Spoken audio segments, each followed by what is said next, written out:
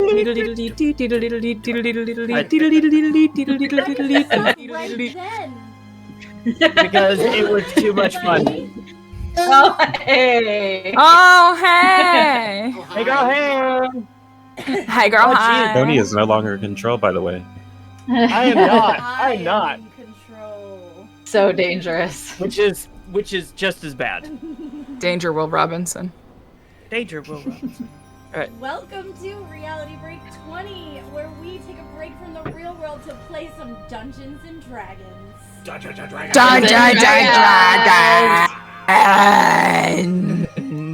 As is customary, please let us know how everybody sounds. If you can't hear anyone, why doesn't everybody say hello real quick while we give our spiel? We've got some stuff to tell you about our amazing little group of nerds here. We are really passionate about D&D, and we've got some stuff that Dee would like to tell you about where to hang out off stream. You can find us in the break room. That is our Discord channel. It is a fun little place. We talk about not just Dungeons and Dragons, we also talk about video games, life in general. There's good memes, there's good times, and there's good vibes. So it's just a nice little place to hang out with us and our community. That's you. That's you. Dig it. And Christy, I'm sleep deprived. the queen of our I'm so tired. top social platform, can tell us all about an amazing place to catch some extra content from us. Is that me? My camera Oh, yeah. cut out, or my audio cut out, and right as soon as you said a name. Hi, I'm Christy. You can follow us at Reality Break 20 on TikTok. You can also follow us on Instagram and the website formerly known as Twitter, although we don't post there anymore. But TikTok is probably the best place to follow us right now because that's where we have the most going on. We post weekly tidbit of the week if you want to know a little bit more about D&D, little known rules, interesting magic items, that sort of thing. We also recently got the ability to go live, and so if you're interested in cosplay at all, I will be going live tomorrow afternoon. I don't have a specific time yet, but I have got some cosplay wigs, one of which is sitting right over here, another which is hanging off camera, some cosplay wigs that I've got to get ready for the official cosplay season, which is Halloween. So I'm going to be working on those and hanging out on TikTok Live and chatting tomorrow. But go check us out. It's a good times. Yes, it's going to be amazing. And also, Tony wants to tell you about this cool deal we have going with a Dicebox Artisan. Hey, so Hexwood Creations, they are a fun group. They make dice trays, which our lovely Vanna White Christie will be showing off her purchased product. Look at the cool logo. It's got magnets, and they're very strong magnets. He likes to point that out on his TikToks, that he's very proud of how strong his magnets are. I opened it upside down. Oh, no. But it still works the same. Exactly. But there's inserts that you can have stuff organized, and you can buy multiple inserts because they all stack together. He also makes signs. He makes cool. He's making wizard staves. They're staves? so cool. Staves. That's what I tried for now. Long wooden sticks. That are really cool. So go check out hexwoodcreations.com and on TikTok. And if you go buy something and you use the code RB20 Romeo Bravo 20, you get 5% off your purchase. And you let him know that you came to him via us. So hexwoodcreations.com and then RB20 Reality Break 20 RB20 at checkout. Oh, Excellent. I like it. I gotta put all my dice back. Damn it. And also, that's not gravity holding those dice. That's just how strong the magnets are. yeah, those magnets are something else on those dice boxes. It's like one of my favorite things that he points out. He's like, and my magnets, they are really freaking strong. And like he even really struggles are. pulling them apart sometimes. So I struggle every time. I mean, I just struggle in general, but I also struggle with those magnets. same, girl, same. I struggle all the time too. It's not with magnets. My whole life is struggle. Hold on, where is it? Roll for mental health. Yes. There it is. Oh, Yeah. I rolled a 1. And well, that's funny. The dice on this sticker is a 1. So it's like, oh dear. Rip. Yes. Rip. Same sticker too. There That you sticker go. you can find on Etsy. Acorn and Crow is the name of the shop. So, I'm just gonna plug all my favorite. yeah, no, us hey, creators. I absolutely those. Did they make any of the ones you brought when we met in person? Some of them, yeah, but they also make this one that That's says amazing. Storyteller. That's incredible. And then they're this Friday coming out with one that says Dice Goblin. Nice. That's I'm excited awesome. I about. need that Stick that on one. her. It's so cute. Yes, the cats in our lives are absolutely dice goblins. The Yes. rest of the crew is easier to hear. Okay, so it was that a confirmation that this is better all around, Jeff? I hope so. I think Yeah, so. I'd say Bill and Kaylee are better, and everyone else is easier. So. Okay. Yay! Oh, I bet. the Pro music is a little too loud. stream. Sorry about that. It's good to know that I'm not the only one that messes up Mike stuff. So, hooray!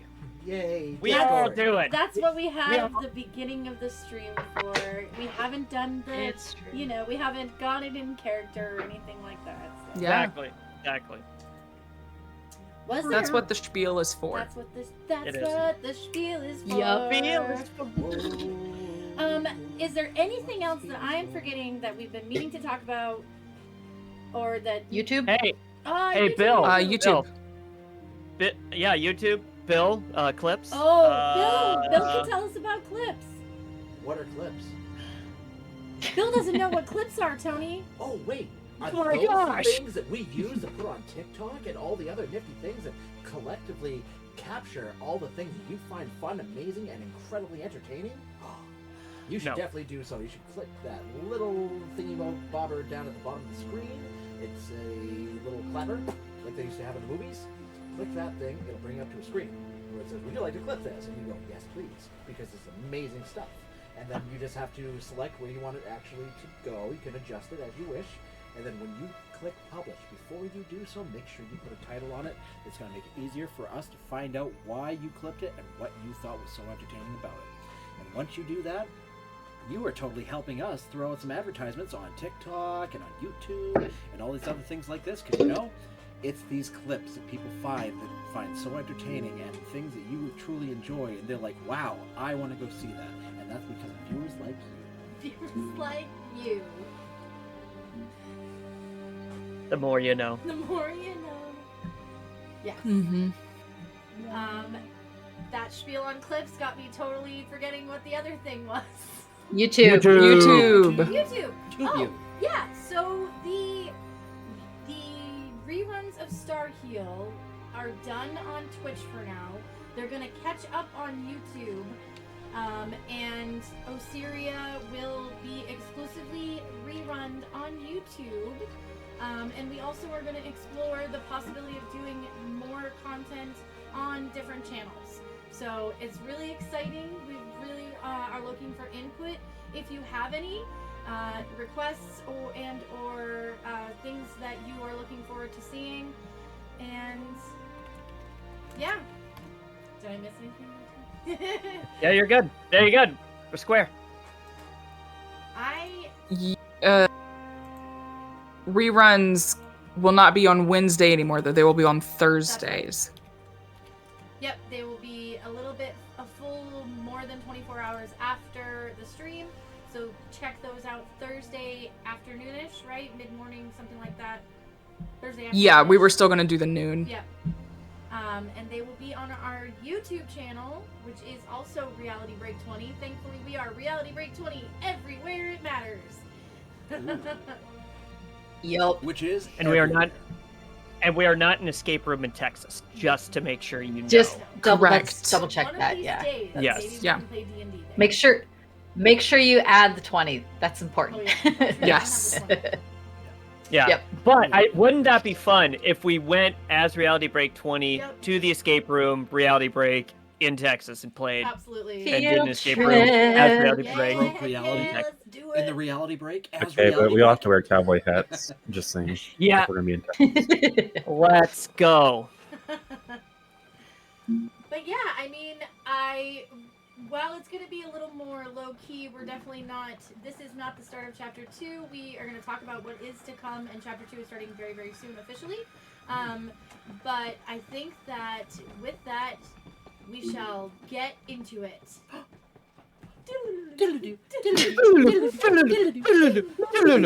Alright. So we closed off Starhill. We had a really nice recap of Starhill. And unfortunately, Morag was not with us for that. Which, as we do start this, feel free if there was anything you just wanted to be like, wait, I needed to say this about Starhill. But also tonight we were talking about, number one, kind of like an overview of what happened in Chapter 1 of Ocerrya, what's going on in the world, who these characters are, and what we're going to do, what the plan is for Ocerrya Chapter 2. Which a brief overview of that plan is that we're going to do a couple of episodes that will be prologue, sort of a flashback for some characters. Maybe a lot of the characters it'll look like a flashback. But it's sort of a prologue to give that deeper explanation of the character, to set the scene of what's going on and where they've been and who they are. Probably going to do 1 to 2, possibly 3 characters per episode, so that will be, like I said, I think we've landed on 3 to 4 episodes before the official start to Chapter 2, and I'm really excited for the official start to Chapter 2 because it's something I've been working really hard on, and like I've said, I know I won't meet up to Tony's dream necessarily, but I have a dream for someone, and I'm excited. Oh god, I'm scared. I'm scared. I'm Right? excited. Bring it on. Bring on the trauma. I'm excited, but also scared. Yeah. Bring on the trauma. Yeah. Oh. But Okay, yes. some big questions I have are like, does Dominic get a lizard? Will he ever fully have his voice drop? No, I'm just kidding. I mean, eventually, probably. Will he get his One day lizard? inside. Will Dominic and Roland be able to trick Ramasha into thinking another animal is some sort of other animal? How many more can we have? My favorite gag. Will he We need finally to hears a story brainstorm that. about the wyvern?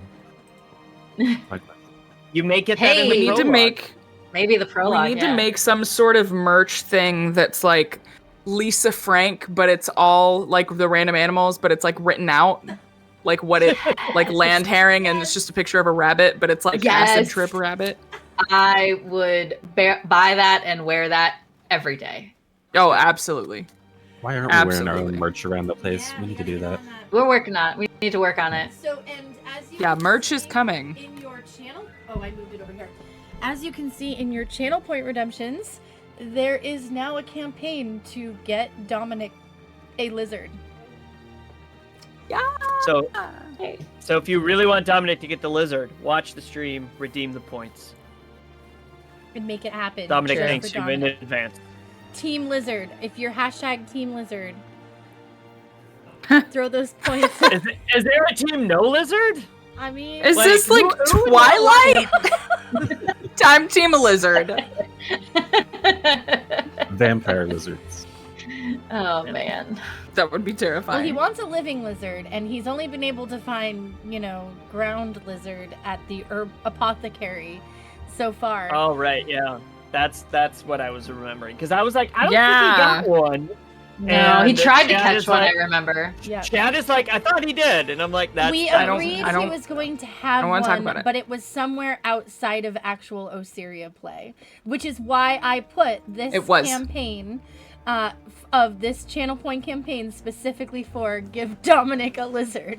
And if you want to give your channel points to giving Dominic a lizard, that is how you can make it happen. Which Let's go. I still gave him chances to find one and catch one and stuff like that, I just feel like I need to make some sort of infomercial with like the in the arms of the angels, like Sarah But you have McLachlan to do style. it as Dominic, though. Yeah. And he's love just it. walking around a field, like looking down sadly, like trying to find, like looking in a ditch, Looking for a moving some grass. Every time With John your McClane- Every help. day, With a your boy help. goes You without his can lizard. get this little boy. I mean, man, a Me. lizard, preferably a living one, with 3 easy payments of 2,000 channel points per stream. You can help him on his way to victory in owning a lizard. All thanks to viewers like you. The more you know. Call today. Oh, that's so good. I'm now nostalgic for like 1992 to 1995 right now, and I don't know why. Right? I just Right? This probably Sorry, I'm currently The going Reading back in Rainbow notes just and popped in trying my to head, remember too. what we had. This Yeah, probably Reading was Rainbow. my favorite part about chapter 1 of Reading Ocerrya, Rainbow. and will continue, I think, to be my favorite part about this party that we as friends have come up with. Like, I know I don't have a character, but I didn't want to say you because I know I'm still like part of it. Anyway, but like the Sure. dynamics. You know, the fact that Dee is playing a 15-year-old boy and Tony's playing a 300-year-old man and Claire is playing a 70-year-old human woman. So 7-year-old. I meant to say 70. or 60. I mean, elderly human woman almost. Yeah. The It's same Vinny. the same equivalent of Tony's 300-year-old dwarf. You know, and we've got the middle-aged Tabaxi, the young adult Man. half elf. You know, and so it's like the widest range of ages I think I've ever seen. And I think that the way that those dynamics play in with the role play is freaking hilarious, but also like so good. Like so like works well for what it seems like you were going for. Right. Well, and I think it also kind of suits. I mean, speaking for myself specifically, that it makes me like I tend to kind of be like a protector, know-it-all type personality. What? So What? yeah, I know, right? So it kind of fits. It makes it easy for me to role play out when I'm like this old ass guy because it fits into like being a dad and all that stuff, and then also like wanting to be protective of all of you, my children, in game. So Yep. I don't know. It just makes it easy for me. And we say, at some point, there's always a part of our character that is us and a part of our character that is the opposite of us or whatever, right? You're correct. I Yeah. am a 15-year-old boy Yeah, you pretty much are. that wants a lizard. I do love lizards. I think There they're it is. adorable. Yeah. There it is. That is the yeah. Yeah. And land herring. I also think it's great, like, the personality types. I feel like this is probably the most, like, not only, like, with ages and probably races, honestly. I It's feel a like this is a big pretty mix. diverse Yep. group. Yeah. Yeah. I just feel like personalities and backstory have come so much in this one, more so than any campaign. Sorry, Tony, even Star Hill that I've ever played, which is really nice. No, I mean, we make the joke off stream that everybody in Star Hill kind of has the same backstory to a certain Not degree. dissimilar. It's funny though because I find that as far as like characters, I have a more distinct vision of Kira than I do Ashrin though, and that might just be because we played her that in Star Heal more at this point, but I struggle a little bit more with figuring out what Ashrin's like, how she's gonna react to stuff because she's not as like clear in my head yet. So that's something I'm hoping to work on in the next time. And clip this and call it review later. Because I love this is Remember actually this. one of I didn't mean to interrupt you, I'm so sorry, but No, this that's is fine. I one didn't of really have my anything else to favorite say. things because the little bits that you have given me for Ashton, and like you said, you're like, I like getting myself in over my head, and hey, these are the few things I've decided, just go ahead and fill in the rest. Like, you do not understand. I can't, like, we'll have these conversations later and throughout, but it's like, that's one of my favorite parts about Ashrin, and that's one of my favorite parts about one of my personal characters, is, like, it feels like Ashrin's gonna be one that you grow into, whereas it almost, like, I feel like you're saying, like, Kira was one you were, like, you knew who you were creating when you created her. kind of thing. Yeah, and some of that I think is because Kira's older.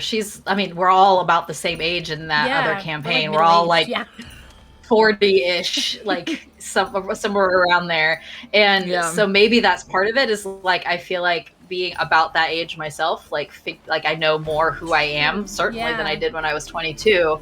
So it feels fitting that I still don't have a good handle on Asher, and part of that is because she hasn't had a ton of like life experiences. So it's right, she's still she's still figuring it out, and so I'm still figuring her out, and so it feels like it fits. Yeah, sometimes that's so fun for a character, like discovering who the character is instead of deciding everything ahead of time is a lot of fun.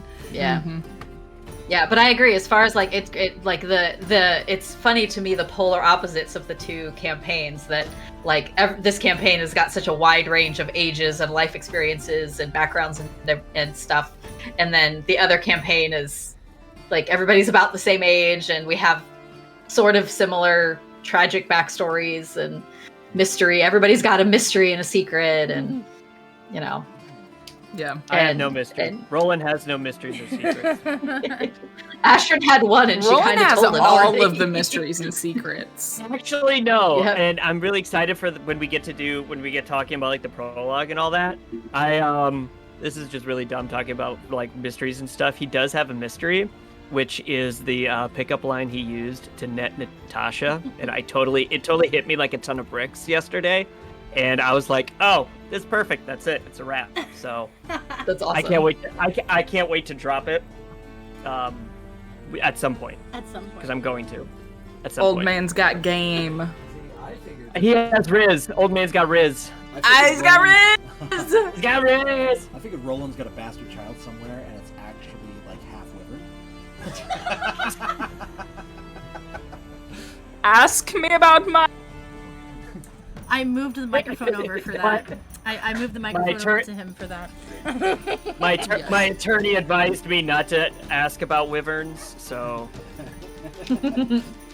Well, and so also one of the most interesting things, because also Claire, I want you to get the chance to chime in before we go back to or go over the full what happened in chapter 1.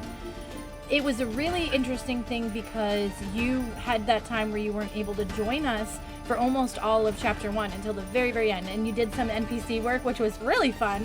And you kind of got a backseat view of some of that first chapter story. And that gave you a different perspective on building your character, I'm sure. But also coming into it and especially with the kind of the conflict that Olga came in with and deciding how as players do we meta this in the goal is for this to be a party that sticks together, but this is a yet another polar opposite for the group coming in with this sketchy criminal lady who has something that makes Roland very upset. That process for you, or Yeah, well, it's definitely fun, working on not only playing NPCs, but okay, how do I want to be connected to this character or that character, or even loosely connected, or is there someone that they know that I know? Where has Olga been? Who does she know? What does she know about all of you? So that's a lot of fun to figure out. I love that statement that you just said. I want to know who they know, who I know. Yeah, it's that whole Kevin Bacon 6 degrees of separation thing. Yeah. Well, yeah, and it's gonna be really interesting. I'm really interested to see, to your point about how we accept Olga into the party, because we all kind of talked where half of the party didn't know what happened in her shop, and the other half just got super pissed at her. So it's going to be a lot. I feel like there's going to be a lot of half the party is going to be trying to mend this bridge while the other half is actively trying to burn it down maybe a little bit. So I have a confession, guys. Olga's the BBEG. Kill it with fire! You were supposed to wait till the end of chapter 2! I'm just kidding. It's me. Hi, I'm the problem. It's me. Always. Sorry if you could... Shout out Swifties. So it'll be interesting to see how we create these situations for ourselves and help you, and you help us create these situations where, Olga gets seen in a different light, and how we're going to react based on how we're seeing her in that different light and stuff like that. So. Yeah, so I mean, I'm definitely thinking about, especially with the whole interaction with her and Ramasha, she's gonna have to figure out how to navigate things after that. How she's gonna get them to work with her and stuff, or figure out what she needs from them, but what they could use from her as well, So we're hashing that out, but it's gonna be very interesting trying to even get her in the party. Maybe we'll have to have a battle. Who knows? Oh, And Fight Club. Fight Club. And I think that there's a lot of opportunity for mutual need to turn into, oh shit, we all do have a common goal, and maybe some perspectives that folks never had to consider because they didn't have, each one of you has such a very different life. Like Ramasha coming from this, I'm not going to tolerate any sort of support, whatever Ramasha views as support of the black sails and any form of slavery, because that destroyed his entire life. And he fought against that to take his life back. You know what I mean? Like, obviously I'm not going to speak for you, but, I mean, yes. You did that wrong. You're supposed to lean into the mic when you say it. Yes. Yes. Thank you. I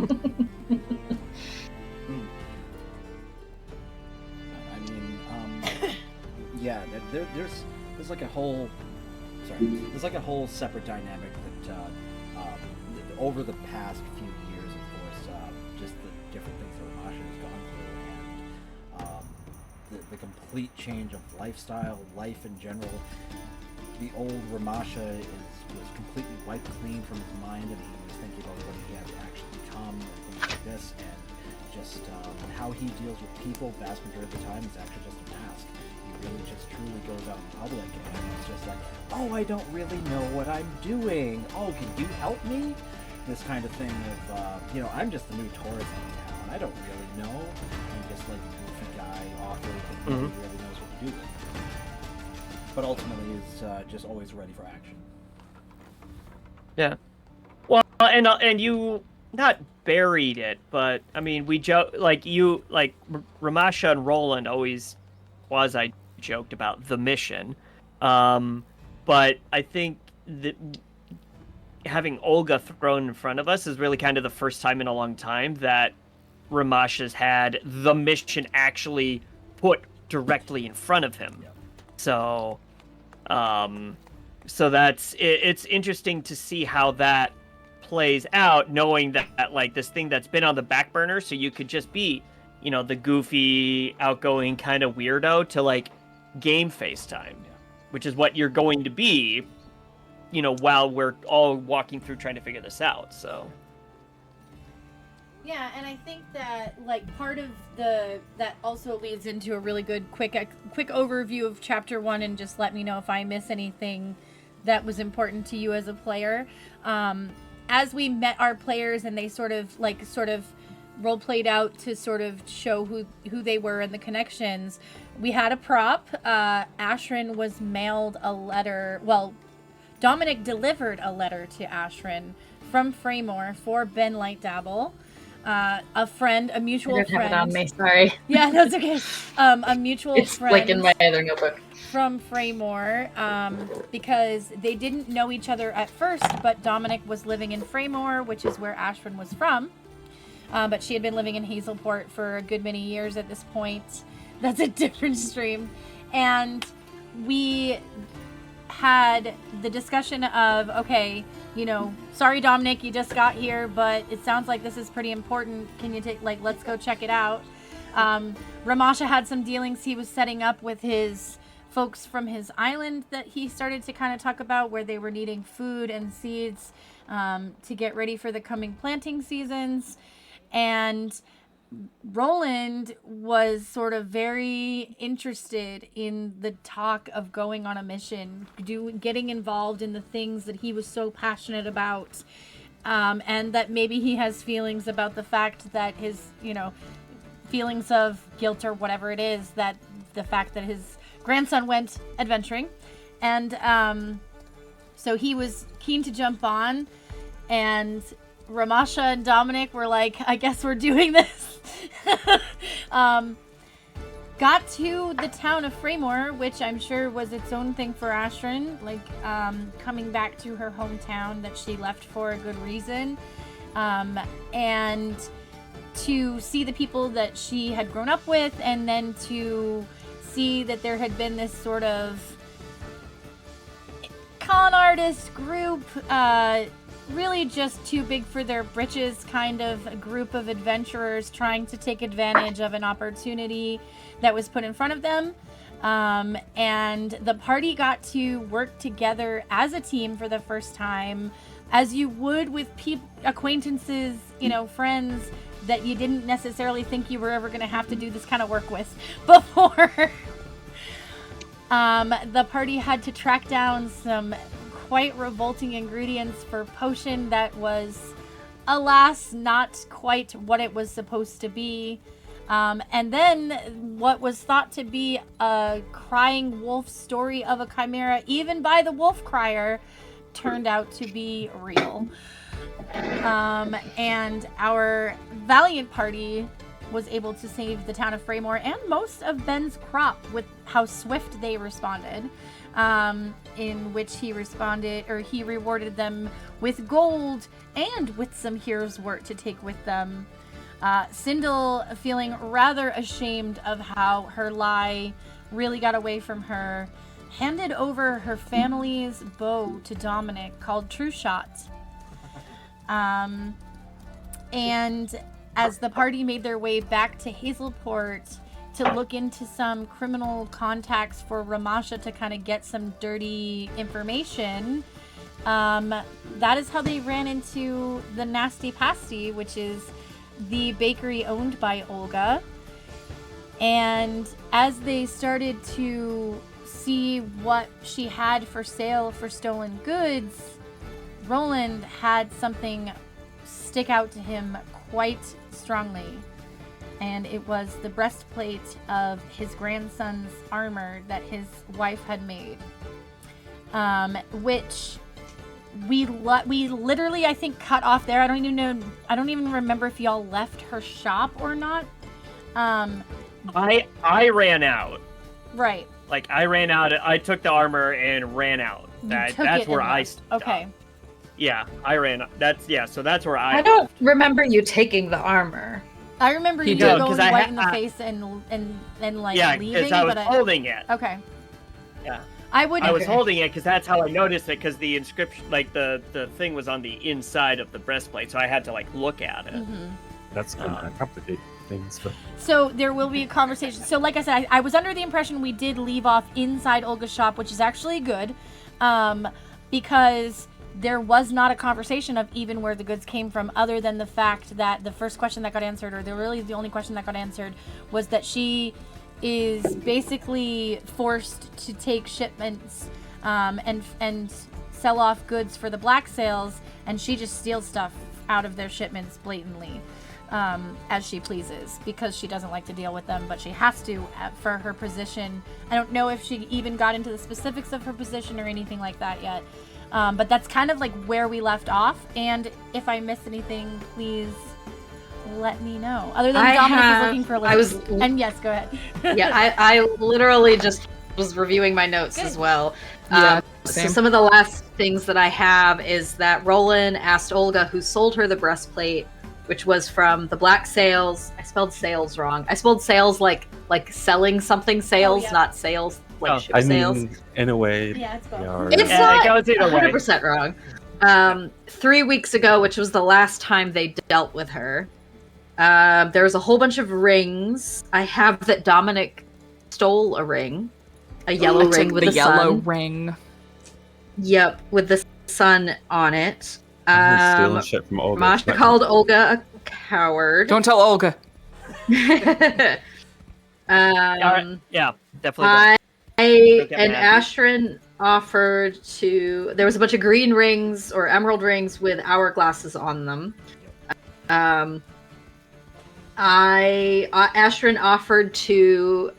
I did a detect magic spell and noted that a lot of the items in there were magic, which Olga did not know. And I offered. Astrid offered to identify the magic items, which could, in theory, be sold for more, for information. And quite frankly, that's the last thing I have written down. Yeah, I was pretty sure we literally kind of left off mid-conversation because of the fact that we were, so, in the middle of getting ready to switch and trying to make sure that the stories were going to work right. And it was like, I guess, honestly, like a really good cliffhanger or something. Yeah. I have that there were 3 green rings, 2 blue, 1 yellow, and 2 red. Okay. Perfect. I'm glad someone got that exact number because I only had an approximation. And I had a whole 3 green, 2 blue, 2 red, and 1 yellow. Do you want to hear the saddest thing about my campaign so far? And hopefully it'll be the only saddest thing ever. About half of the timelines that I got into Anvil, like they're in there. But about half of the ones that I wrote, because I had a whole, old notebook planner that they were all in, and, everything, not all of my notes, but all of the notes of the royal families and what the names of the cities were on the other continent, gone. I don't know where the note, it's gone. I've looked through everything, I think.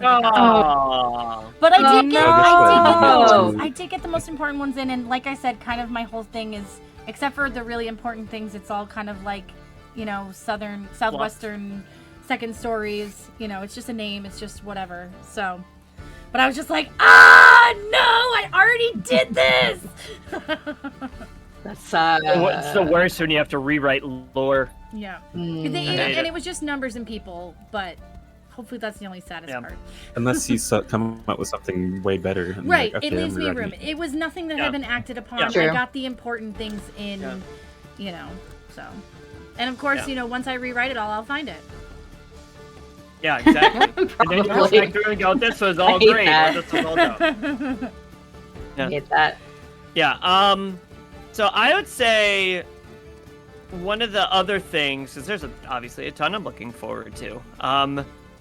One of the other things that I'm kind of looking forward to how Roland's going to react to it, because in Fraymore he had that big moment with Dominic where he called him Miro in a rant because of the similarities between the two. Because Dominic was being irresponsible or something, right? Or just childish. He was, it wasn't being childish irresponsible. What he was doing is in Roland's mind, he wasn't thinking things through. He was just doing and saying, I'm strong enough, I could take care of myself, which was all of the same stuff Miro said when he left all of those years ago. So he was just having flashbacks. So now it'll be interesting to see, now that he's found Miro's armor, I'm wondering how he's going to treat Dominic now. Because he was already kind of protective of him to begin with, but now is he going to go into super grandpa, super dad mode now? Helicopter grandpa. Gramp dad. And I would say Gramp dad. And I mean, Dad paw. Dad paw. I'm tired of this dad paw. That's too damn bad. And I will say that is the thing I am second most looking forward to. So the dream I'm super excited about, and the information that y'all are going to get, which I think I've planned it so that you have to get this information about what's up with Miro. Bust out your natural ones. Go. No. I mean, you'd I'm have sure to, I'll have plenty. Yeah, I think I've arranged that the information will come to you without checks. Does Dee have a piece of Dee mail has a prop from? too. Yes, go ahead. You know what I'm betting on? I can When open Christy it. DMs, she's gonna roll good Okay, when she wait. DMs. It's not are in time. campaign. Yeah, it's not time for that yet. If you have still not even opened the outer letter, then yes, go ahead and see what the outer thing looks like. Oh, I can open the. Okay, I can open this envelope. Yeah, you can open the envelope because there is something outside of the thing. There's another. Yeah. There's another envelope. Yeah. Inception. Let me get my Mailception. letter opener. Yes.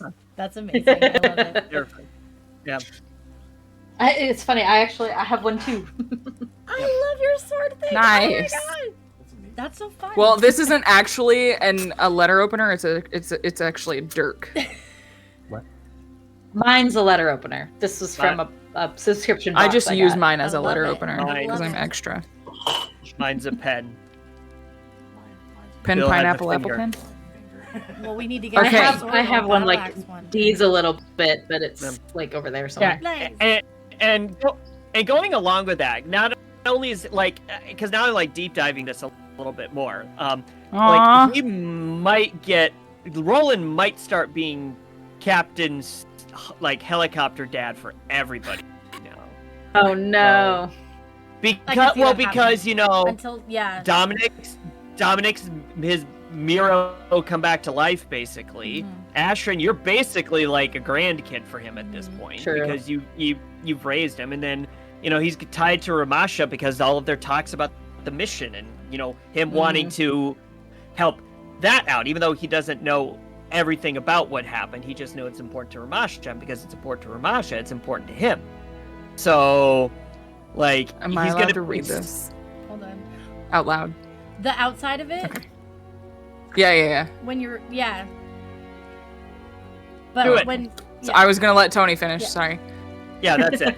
Well, Oh. well, it's just like I'm gonna be super protective of everybody, and then like keep Olga. Like it'll be interesting to see, like you know, like I talked about earlier, how long it's gonna take Olga to be able to be brought into the bubble, Mhm. because he's gonna be like my children, and then Olga's like I need help. So Turns into immediate hobgoblin. See, Olga's her own woman. She can handle her own. She don't need you. That's what she's learned. Oh, there you go. Hey, you say that now. Wait You until say she that meets now. Dominic. Dominic has lots of big bonuses.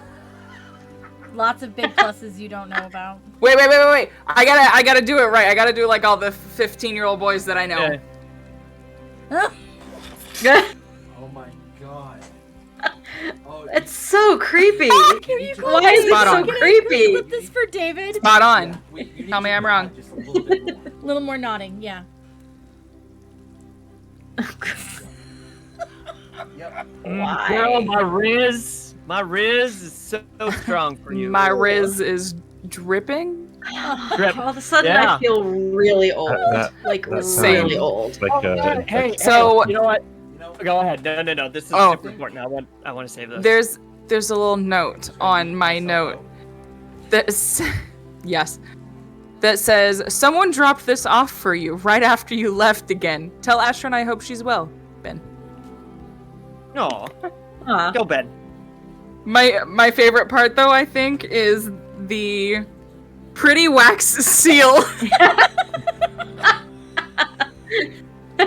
That's amazing. Not just a wax seal; it's a sticker. I It's love a it. pretty wax seal. Okay, you don't understand.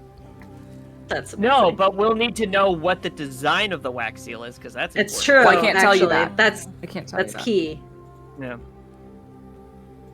It does actually but- continue First. after pretty wax seal, but I didn't read that part. Oh. Walking down the street. Tony, your dog is looking very pathetic at the door again. Oh no. Please, The door's closed. I I'd like love- it to be open, please. Thank so you. the other detail I think on that envelope, what are you thinking? What am I thinking is in it? D, because Dominic hasn't actually seen this yet. Oh, that's true. I don't know, honestly. I'm kind of nervous. I feel like it's got to be either like a letter from my mom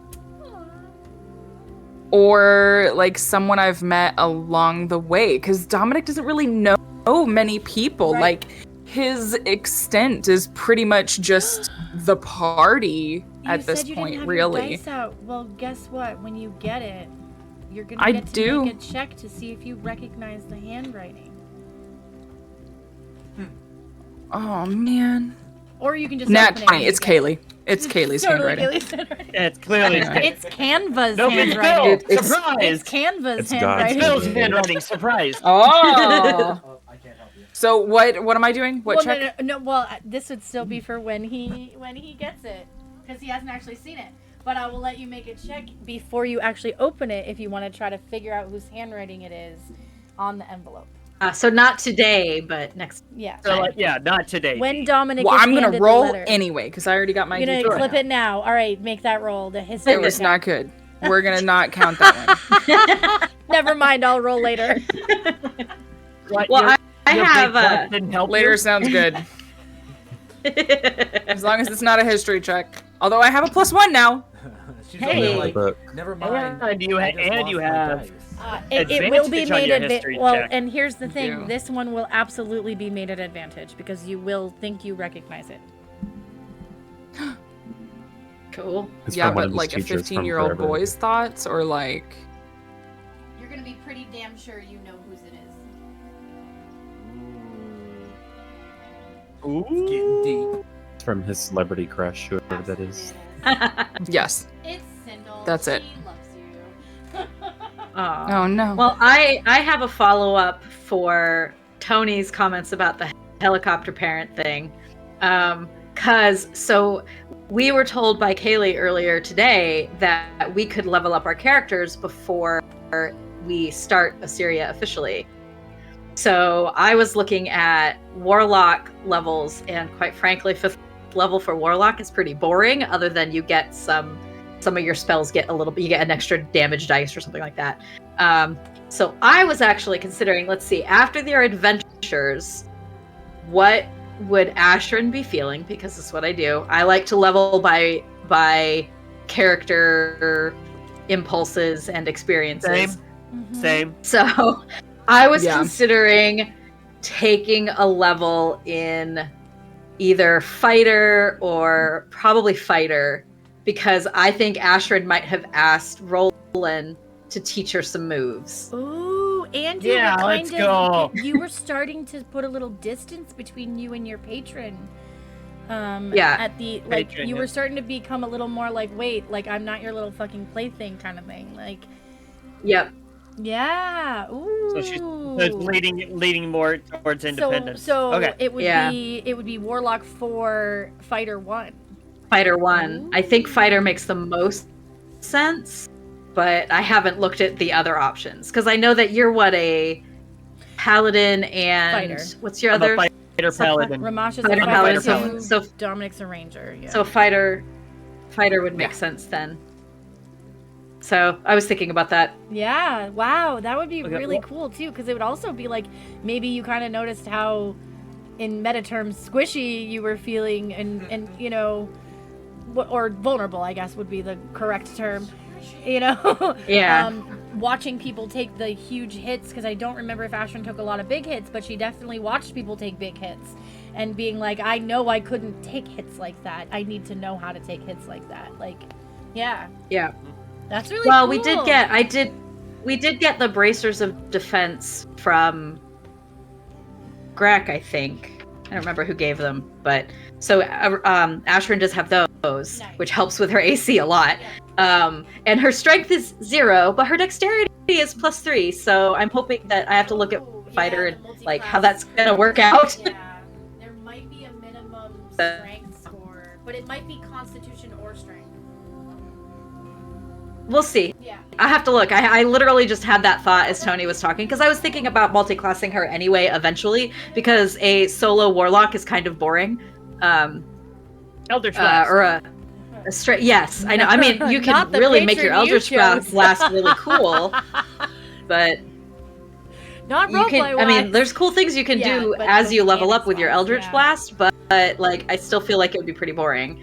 To be kind of a one-note thing because you just like you get all these cool spells, but you get like so few spell slots. And yeah, they revive on a short rest, but like if your combat goes more than 2 rounds, Right. you've kind of used your cool spell slots. Yeah. Like that's Yeah.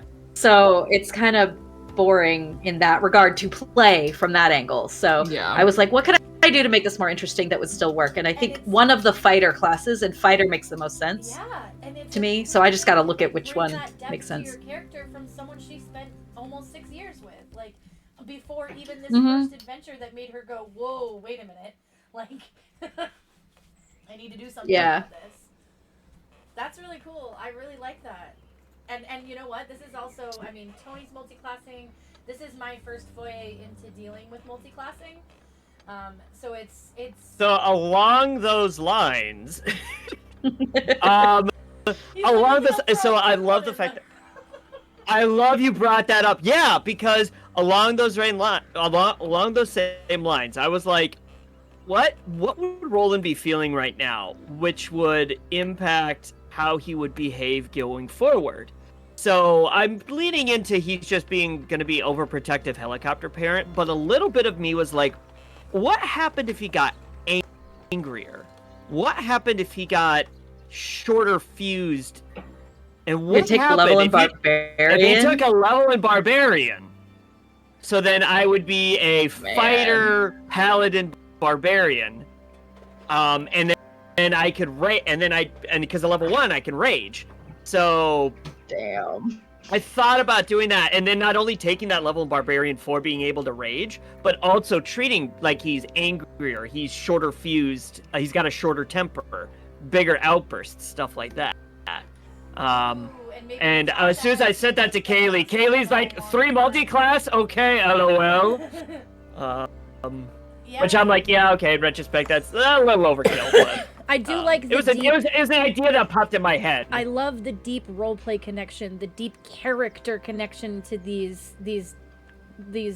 not decisions, but even hypothetical decisions. Like, that's so cool. And like, because like it even just made me think, like maybe even Natasha's like, whoa, I haven't seen this side of you, you know, since probably ever. Yeah, really. Yeah. Because they met after he took the last big job, which was, LOL, the Wyvern job. And then after that, he just took like, you know, local escorts or, you know, bodyguard stuff, and then until he retired. So he wouldn't have. And the Rusty Bucket dog in a costume that he fought off. Exactly. Well, you guys don't know. You'll have to find out. You'll have to ask him about it. You'll have to ask me about it. And that's Wyvern really was a cool wizard because all also Roland is also 300 years old, having worked with many different military and mercenary type of groups, and so it is absolutely not unheard of that he spent time knowing a barbarian and seeing that rage come out, and almost like it snapped out of him when he saw Miro's armor. So, I mean, if you want to take on, because you also have to take the risk of now you're spreading your levels, you know, and you don't get those level 5 fighter perks as soon or whatever it is, you know, but that's really cool, the way that you're, like, digging into the character, both of you. Yeah. Well, because, and it's funny, because I saw a, like, I think it was a TikTok or something like that, or YouTube short or something like that, I don't know, where somebody made some comment about people... You know, people are starting to make more decisions when it comes to like leveling up and what they're doing for more role-playing purposes than combat purposes, because D&D is starting to evolve from this like dungeon crawler game that it was, you know, way back in the day with Gary Gygax into a storytelling is just as important as that. So some people maybe eschew combat related perks in order to what they feel like you said, tell a more interesting story or add more character depth. But then it's also like, yeah, maybe 3 classes is kind of overkill. I mean, that's a lot to manage. It is a lot to manage. Yeah. You're making the decision for the right reason, and it might even be a higher hit dice. It's just that, you know, and you're not even like you're limiting a magic user class, because like, and to Christy's point, warlocks, I think, like, the thing you're, like, by taking a fighter, you're giving yourself a buff, and then later on when you want to get more warlock spell or higher spell slots, whatever, that's up to you to, you know, but, like, if you were a spellcaster taking 3 different slots, or 3 different classes, I could see that really stretching thin your, you know, But even then, like, I don't know, all of you are sort of tying this into the character, like you said. The mechanics are made now to really work. And it's not like you're a character on your own. You're a party that's going to work together in different ways and fill different roles. So I really think that's super cool. Mhm. Now, Yeah. But I ended up taking level in fighter because I get my extra attack now. So yeah. No, that's worth it. Yeah. I also get an extra attack now. Yeah. Oh, that's right. Because Now you're a ranger. Does range? Now, Does Fae Ranger get Wanderer, a- are you oh, getting any special stuff from that? At level 5. Nice. Not with level 5. I believe level 7? I'd have to look at it again. I don't know. I haven't slept since then. Yeah, I've never heard of that subclass for rangers, so that's a really cool thing to wonder like what's coming for Dominic, and if Dominic will ever multi-class, if he sees all his friends like sort of widening their specialties in a way that he maybe has, because he's very young to the world. He's very young to any possibilities, because his whole focus was just get out of the chaos that was my young life and just survive. Yeah. And Well, and a lot of like, sorry. no, go ahead. I was just gonna say, like, with the Fey Wonder, it does come with magic, like magical abilities that I wouldn't otherwise have. Like Charm Person and Misty Step. Oh, you get those at Misty certain Step. levels? Which are- Good. Yeah, level 3 is Charm Person. Misty Step comes with level 5. Nice. So that is Yeah. something you're getting. So- yeah. Yeah, Misty Step's freaking good.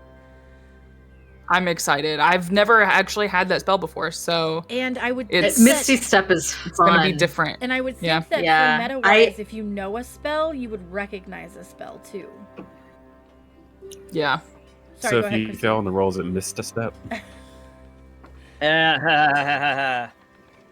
Hey, that's one. Boo. That's one of your 10. Whoa! I'm gonna Claire pump has a it. counter now. Turntables. Yeah, you got a freaking counter now, Claire.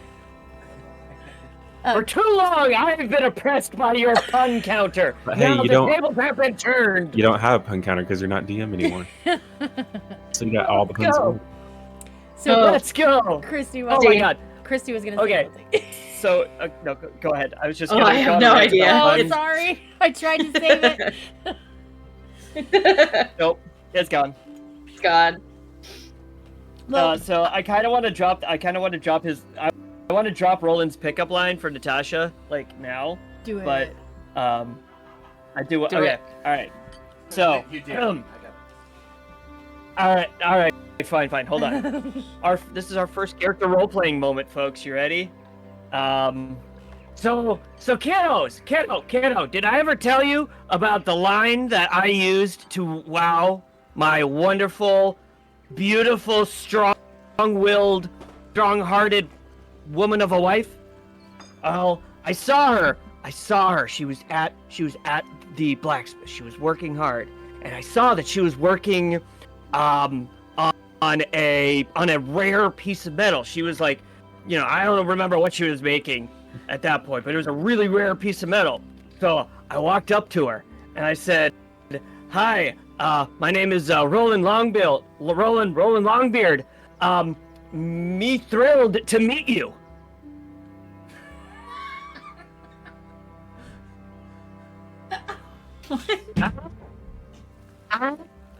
It took her that long to get it.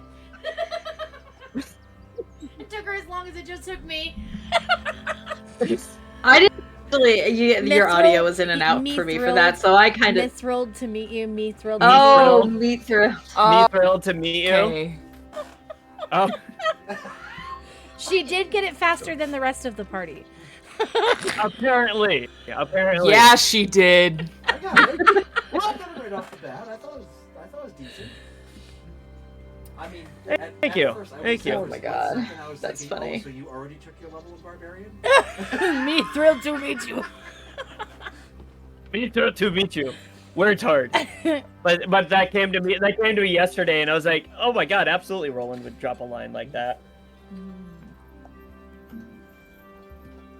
Nice. Very Yeah, I can see that. I can see But that. I don't with think. Roland. But the thing is, I don't think Natasha would like. Part of me thinks Natasha would have been like, actually, I'm working on adamantium, and Roland would be like, that's not what I was going for. But okay. I can see that. I can totally picture like ping ping, ping ping, Oi, and all of a sudden it's just like you're talking me about throws this and here? me too, ping, Yeah. ping. Stairs. Look, it stares off into space. So before we take a break, I did want to ask Claire a little bit. I did throw on there, I kind of made an assumption that, because I do know Olga is a rogue, is she an assassin rogue? What is her subclass, and or are you thinking about things like multi-classing and things like that? Pretty sure her subclass is thief. Thief, gotcha. Okay, so I'll have to fix Yeah. that. I feel like that fits. So what do Yeah, you... because she had to become. Yeah, sorry, go ahead.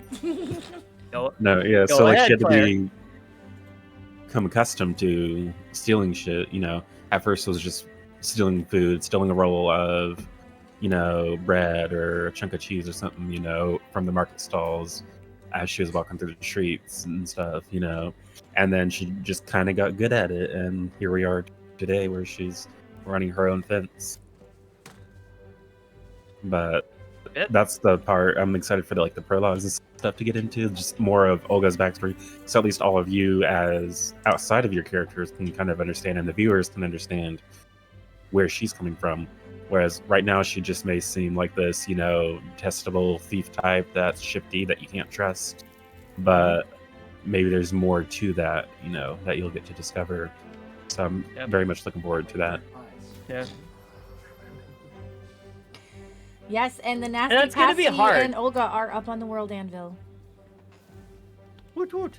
Yeah, and that's going to be hard because I know deep down inside Roland is going to be very distrusting of her, but especially if I hear her backstory, I'm going to be like, but Tony trusts her.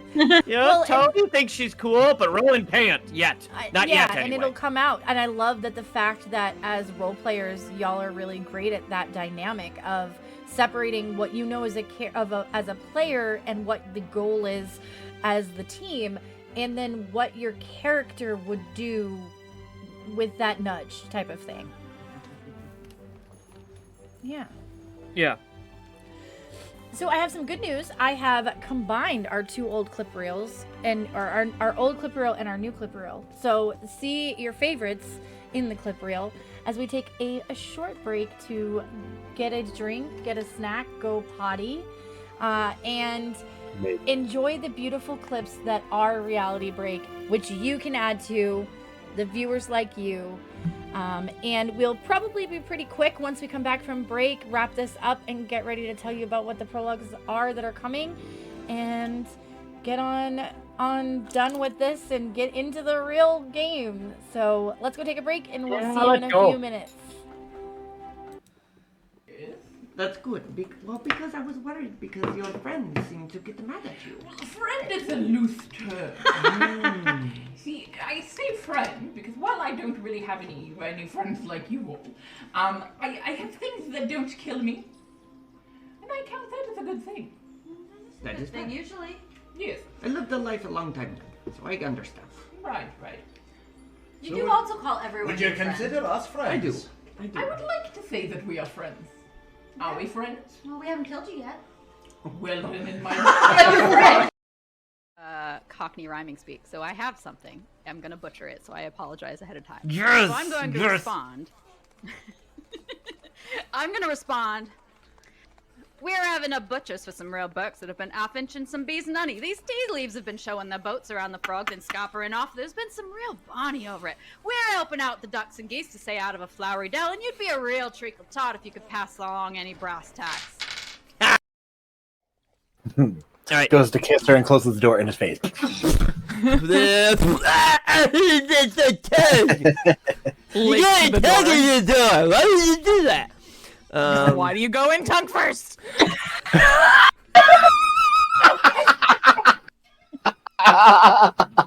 Learn your lesson. Natural Jeff. So,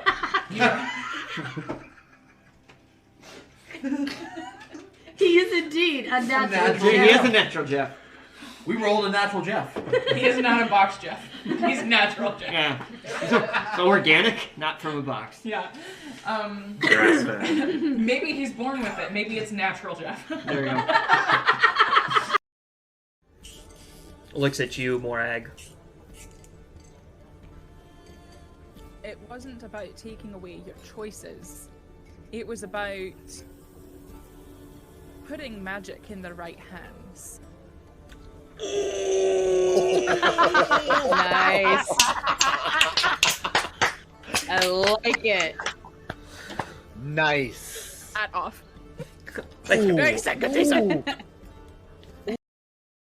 You're bringing the bodies? Yeah. Well, Yeah, we loaded up the bodies. That's right. We were tying up and doing the dragging thing. Yeah. So we didn't just leave them in the woods. Yeah.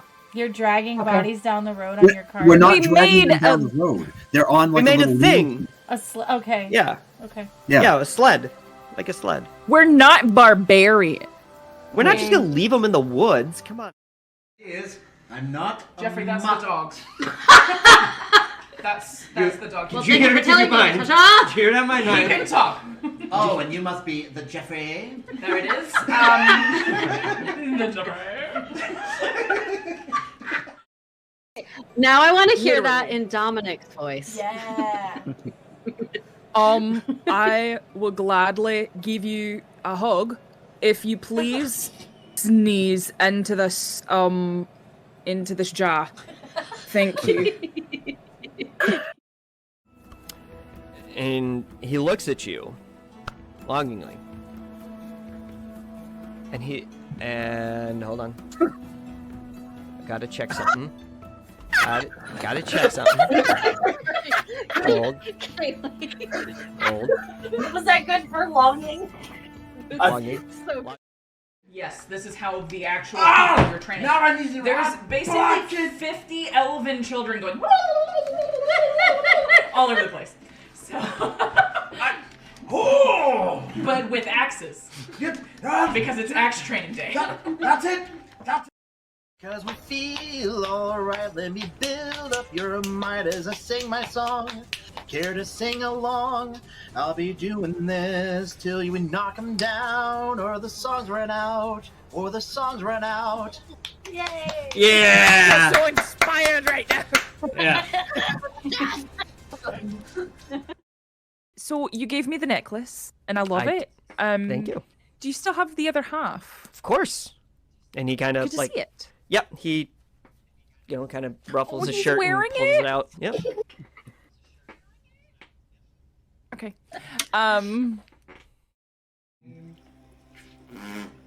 The thing where the smoke comes out. Chimney! There you go. Really? Really? I'm kidding. That's amazing. That's so good. It was mostly the face with a. Sorry. Oh. Yes, go start. You got to perform, but outside of that, Absolutely. My inspo makes all the rolls less hard, and you all can thank this bard, and you're damn right. I pulled that card and I could teach you, but I'd have to charge. Love it. Woo! A round of applause. Round of applause. Give him a hand. And Now this, goblin knot. It's not a plant I've ever heard of, but it could just be another misspelling. Because maybe that K is an S. He sort of turns the paper a little bit. Yeah, that must be what it is. Parvovis cabolus muca involta. Goblin snot. Bugbear boogies. Used in pungent poultices and unctuous ointments due to its veritable viscosity. It binds ingredients together, provided you don't care how noxious the result is. For reasons I'm sure you can imagine, I don't keep any around. You'll have to ask a goblin. You realize, Jeff, that for now and forever, every time someone says your name on stream, we're gonna be like, I'm I'm sorry. not. and so. Yeah. 21. That's fair. Jesus. Huh. On a stealth check? It's +7. This little boy Jesus. has a mission. Oh, today, for apparently. dexterity. How do you have so many huge pluses? And so just I've to got be a clear, lot of Dee, huge you're, like, things that you literally don't know right. about. That needs to be clipped. Good job. Y'all. Both. It's a mix of both. Found something you have. You're also blowing out on the mic. Yeah, that's very true.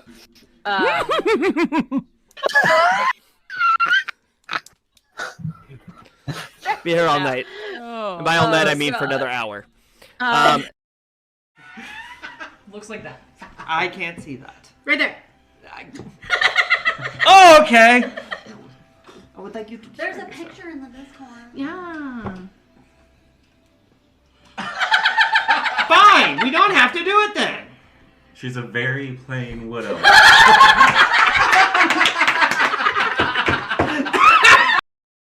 No. And like the metal of the armor is just gonna kind of like ripple up my arm and just show like the nub, and then it will come back.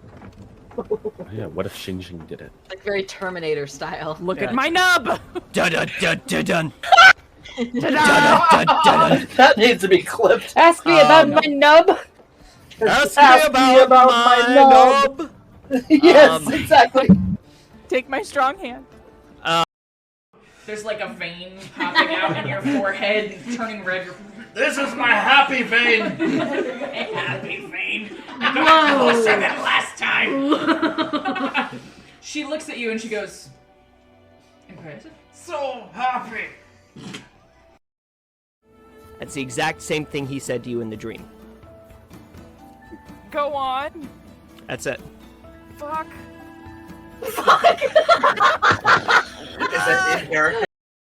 I am not Matt Mercer. Hi, I'm off-brand Matt Mercer. Great value, if you will. Great value, Mert Master. Mert Masser. Oh shit! No, I'm just Devin. It's fine. And he's out of earshot at this point. I'm just gonna yell back, thank you! Bye. Bang bang! With my gauntlets.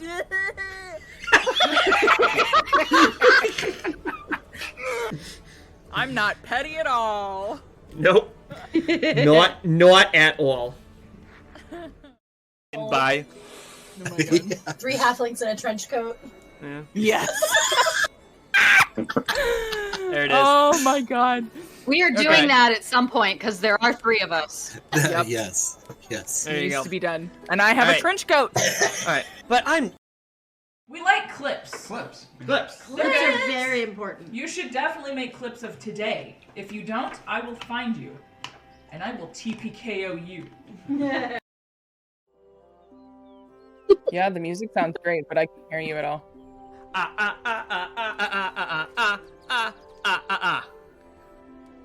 Oh, there it is. So that was pro Oh no, so streamer they move right didn't there. hear the Pro Yeah. strip. Professional streamer. absolutely professional. Yup. That is what we do. I want to do this for real when I grow up.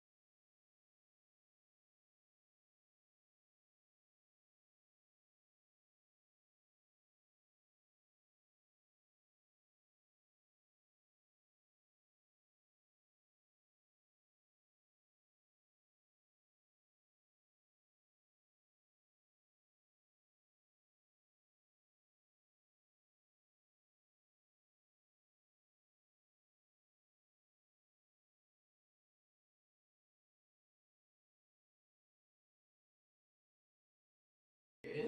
That's good. Because I was worried because your friends seem to get mad at you. Well, friend is a loose term.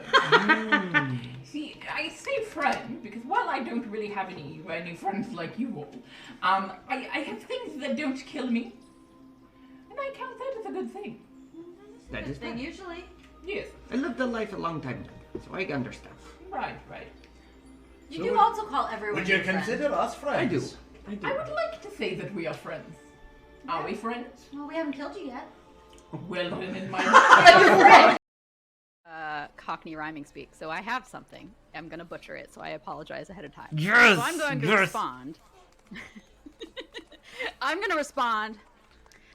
We're having a butchers for some real bucks that have been off-inching some bees and honey. These tea leaves have been showing their boats around the frogs and scoppering off. There's been some real bonny over it. We're helping out the ducks and geese to stay out of a flowery dell, and you'd be a real treacle tot if you could pass along any brass tacks.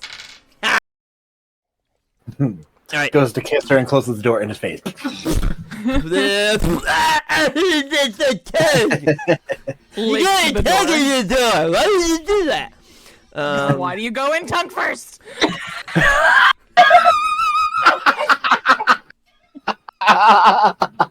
Learn your lesson. Natural Jeff. So,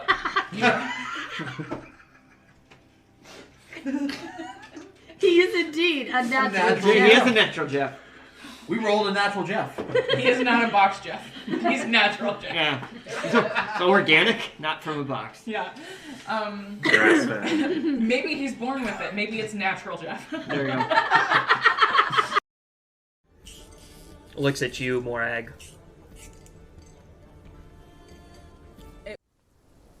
Let's go. Huh. I can't wait. Hey, I saw it. That's cool. I saw the thing that you talked about, the transition thing. That's very cool. We so fancy. Yeah.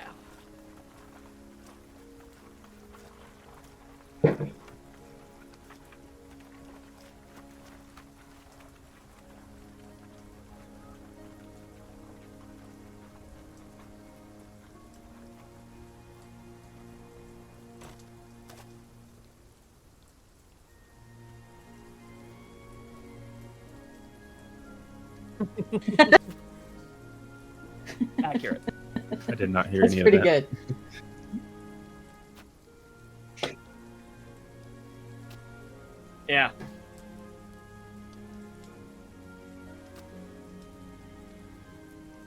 Dungeons and Dragons. Dragon.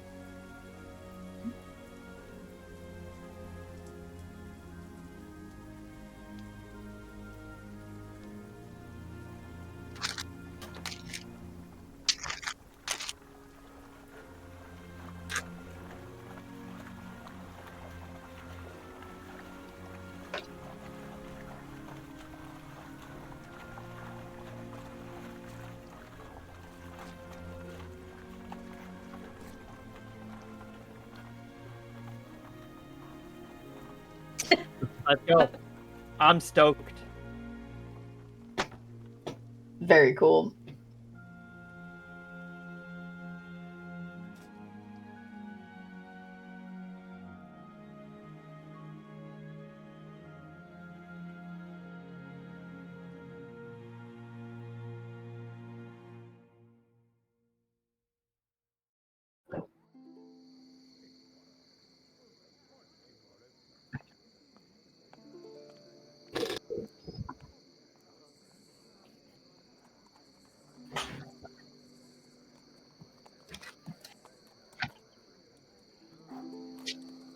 I know. Pull it down.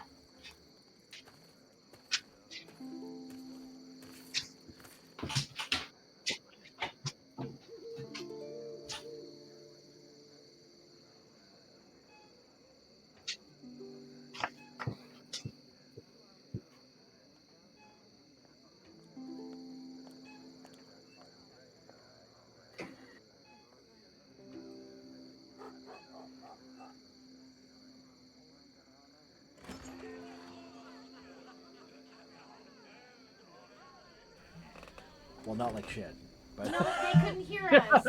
I forgot to unmute. I unmuted the Discord, but I didn't unmute the mic. Oh. Hey, I know what that's like. It's all good. Rewind. Welcome back to Reality Break, where we play some Dungeons and Dragons. Dee is gone because she's not feeling good, and we've been talking about D&D, and Ramasha is going to tell you about how he feels his character changed from the beginning of the campaign to the end of Chapter 1, and now over these conversations. Take it away, Ramasha. Nice recap. No change. Back to you. No. No, honestly, I think that Ramasha has it's not even really developing. These are some of the things I developed with Ramasha before. This is a character I had actually created for something else a long time ago, and I have adapted him to the situation in here, but I'm loving the opportunities I'm getting to be able to open him up to these other possibilities of being more serious and really showing some of his true colors, and getting into those deep personal traumas that he has going on at the back of his mind at all times. He always is keeping hidden to try and protect those around him as well as protect himself. In addition to that, the only time I can think of that was a little bit of the serious thing, it was kind of odd for sure. I mean, he's a cat, but after we had killed those people and in the woods, and Ramash is like, I'm gonna go for a run. You know, he got the zoomies and he's running through the woods. Yeah, I was gonna say I called it zoomies in my notes. Yeah, definitely got the zoomies. He's just like, yeah, oh! And he's like running through the woods. That was like one of those moments, and it definitely seemed odd. And it was like, what would happen in this moment? That was something I developed on the spot. It's like, he is a cat person. He's gonna have cat tendencies. Zoomies. Yeah, that sounds right. Okay. All right, that's what I got. And the best part is, I'm sure he can't really explain it either. You know, yeah, he can't really explain like what happens. It just every once in a while he's just like, I got to get up and run. So. And he's not even, because he is older. He's older than Astrid. He's older than Dominic, but he has not seen as much of the world as even Astrid. This is all new, completely new. Ramasha is not used to this at all. Just for a little tidbit, Ramasha was tribal, and this is not. This whole entire world, everything. That's why it's like, yeah, you can totally pull the wool over his eyes. That, yeah, that's a land herring, that's a unicorn. You know, there's land octopuses, stuff like this. It's all very, very possible because this is all brandy new. And at the same time, he could probably do that for you when you went to his place. Oh, sure. Oh, sure. Poison is his favorite fruit. Yeah. I've developed a natural... I love it. Resistance to it, thank you, yes. Iocane powder. Gotta love it. And what about Astrid? So I kind of... Sorry, my dog is being like really annoying right now. She needs a muffin. She needs another cracker. She definitely needs another cracker. If I give you another cracker, will you leave me alone? Where did you go?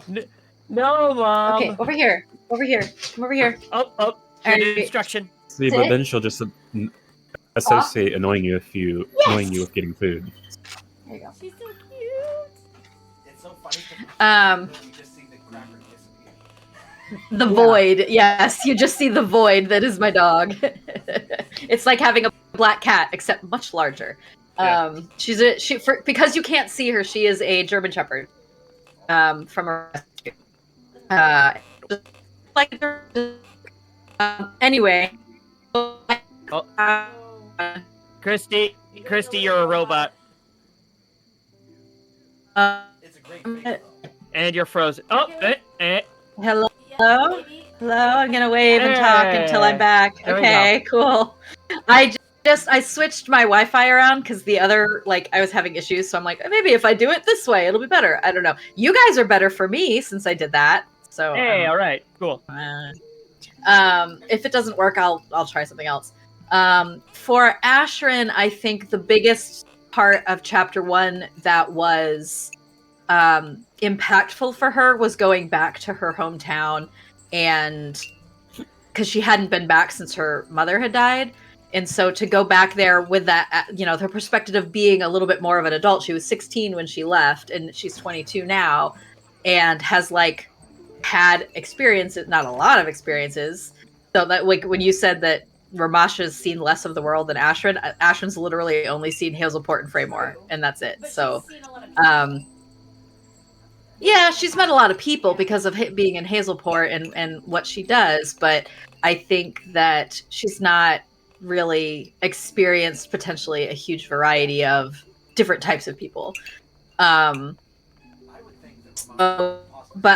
going back and seeing, But that's about it. Hmm? I would think that Ramasha would have seen more ocean than you, but that's probably about it. Because island, and that's it. Well, just Yeah. you have an idea of normal culture compared to him. Yeah, that I can see. But that, I guess I was translating that literally, as he's probably seen literally more like of the world than the little like, you know, day and a half travel between the two towns. Anyway, so I think that for Ashrin, it wasn't, I don't know that she herself changed more so than gained a little bit more perspective on her childhood and upbringing, and then what it, you know, comparing that to living on her own and being, not that she and her mom weren't self-sufficient, but she was a child still. So seeing that, especially like comparing it, like what her upbringing was like, I think it brought to life like her upbringing up until she was 16, and then comparing that with Dominic, who's that age now, but has been on his own since he was 10, like having that comparison of like, oh my God, I was really, like, I thought I was sheltered, but boy, was I sheltered. And like, combine that with like the sadness of seeing the town through the eyes of an adult, but having all the memories of her mom and like going to Ben's shop with her mom and like the tavern and hanging out and, you know, like, and but still kind of getting like being an adult. But you know how when you go like spend time with people who knew you as a kid and they kind of treat you like a kid still, even though you're an adult, like Which having Ben that very relationship much did, or yeah. perspective. Yep, a lot of the townspeople very So much did. Yeah. They were like, I kind of missed that. I'm sorry. Which a lot of the townspeople very much did. They're Ashrin's back. Hey, kiddo. You know. Yeah. Yeah, and it's like, yeah, like but I'm a grown up now. You don't have to do like that's fine. So, and I think that combined and then the other thing that stood out for me was realizing how much of an impact her patron has had on her that she didn't know about necessarily or realize, as far as how other people perceive her. So it was that double whammy of like, these people still treat me like I'm a kid, and these people treat me differently because of this glamour that I have, and like kind of getting the sense that maybe nobody really treats her for herself except for like Roland, basically. So yeah, and maybe kind of Ramasha, but she doesn't know Ramasha as well, so that's a little different. And then Dominic is like brand new, and I don't think, as far as what she's feeling or thinking about Olga, I don't know that she knows yet, because she wants to get she doesn't have the emotional gut impact that. What? Do you not like what I'm saying? Morgan has a gut impact. You disagree? Feeling. She's like, what? I have a gut instinct that I want another saltine, please, Mom. Okay. Yeah, and so do you think Ashrin is feeling like neutral but also on guard because of Roland and Ramasha's response? Or intrigued but I because think of all the jewelry that matches hers, or... I think it's a little bit of both. I think she's gonna be at least distrustful on a certain level, but whereas Roland and Ramasha had that, I actually wrote something down about Ashrin's impressions. Let me see if I can find it. Maybe I didn't write it here. Maybe I wrote it down about something else. I think that Ashrin's initial, like, she doesn't have that same gut, like, instinct of immediate distrust bordering on hostility that Roland and Ramasha had. Her thing is, because she's also been in that position of like having to make a living, right? Like you're a woman in this world and you have to make a living somehow. And so her version of that is working as a barmaid, which maybe wouldn't be her first choice, but it was the choice that was offered to her, and she's actually pretty good at it because of her glamour and everything. So, and her, like, she's got a really high charisma, so like she's good at getting extra tips in my head. But so she recognizes that, like, you don't always get to choose who you serve. And she's more interested at this point on getting more information. And whereas Roland, like, you know, is like out the door, Ashvin's going to be like, okay, now wait, you said 3 weeks ago. Now, what did they look like? Have you seen the ship since? Like, all that, like, she's going to get the info because that to her is more important than who Olga's been working for or with or associated with, you know, like, I think that Ashvin's a little bit more practical in a certain sense, at least in this instance, for this particular situation. Yeah. That's awesome. Oh my gosh, I cannot wait to dig into that and see how it unfolds. Like, just the little bits that we've been able to touch upon, and like the way that Ashrin wants to take her relationship with her patron and the information that her patron gives her, and or, you know, the decisions she makes, like when she's, you know, realized that she had this sort of glamour that Titania chooses for all of her wards, or whatever word we wanted to come up with for that, that she's like, wait a minute, I'm so tired of people just looking at me for my looks. Like, I don't want this anymore. Let it be who I am. Yeah, I really like that. Yeah. What about Mr. Roland? Well, you know, it's that whole, you think you're out of the game, but then they pull you right back in. You know, he's been retired from the adventuring game for the long time. I mean, he's very happy, settled down, you know, working his side job just to get a little extra money and get out and you know, hanging out with people, while his wife continues to keep making the good money. But I think where he's evolved the most is he pretty much thought, you know, obviously the big thing was he thought he was done with adventuring. Like, a little bit of him still was curious if he had any game left. But he was pretty much like, this is the life I'm living, I'm happy. And now and then he meets, you know, Dominic, who totally, you know, as we've already hashed out before, has all kinds of flashbacks to his long-lost grandson. And not only that, but this adventure pops up for another pseudo-granddaughter in Ashrin.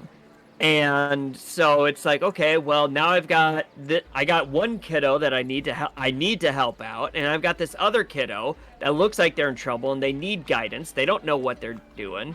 They think they know what they're doing, but they clearly don't.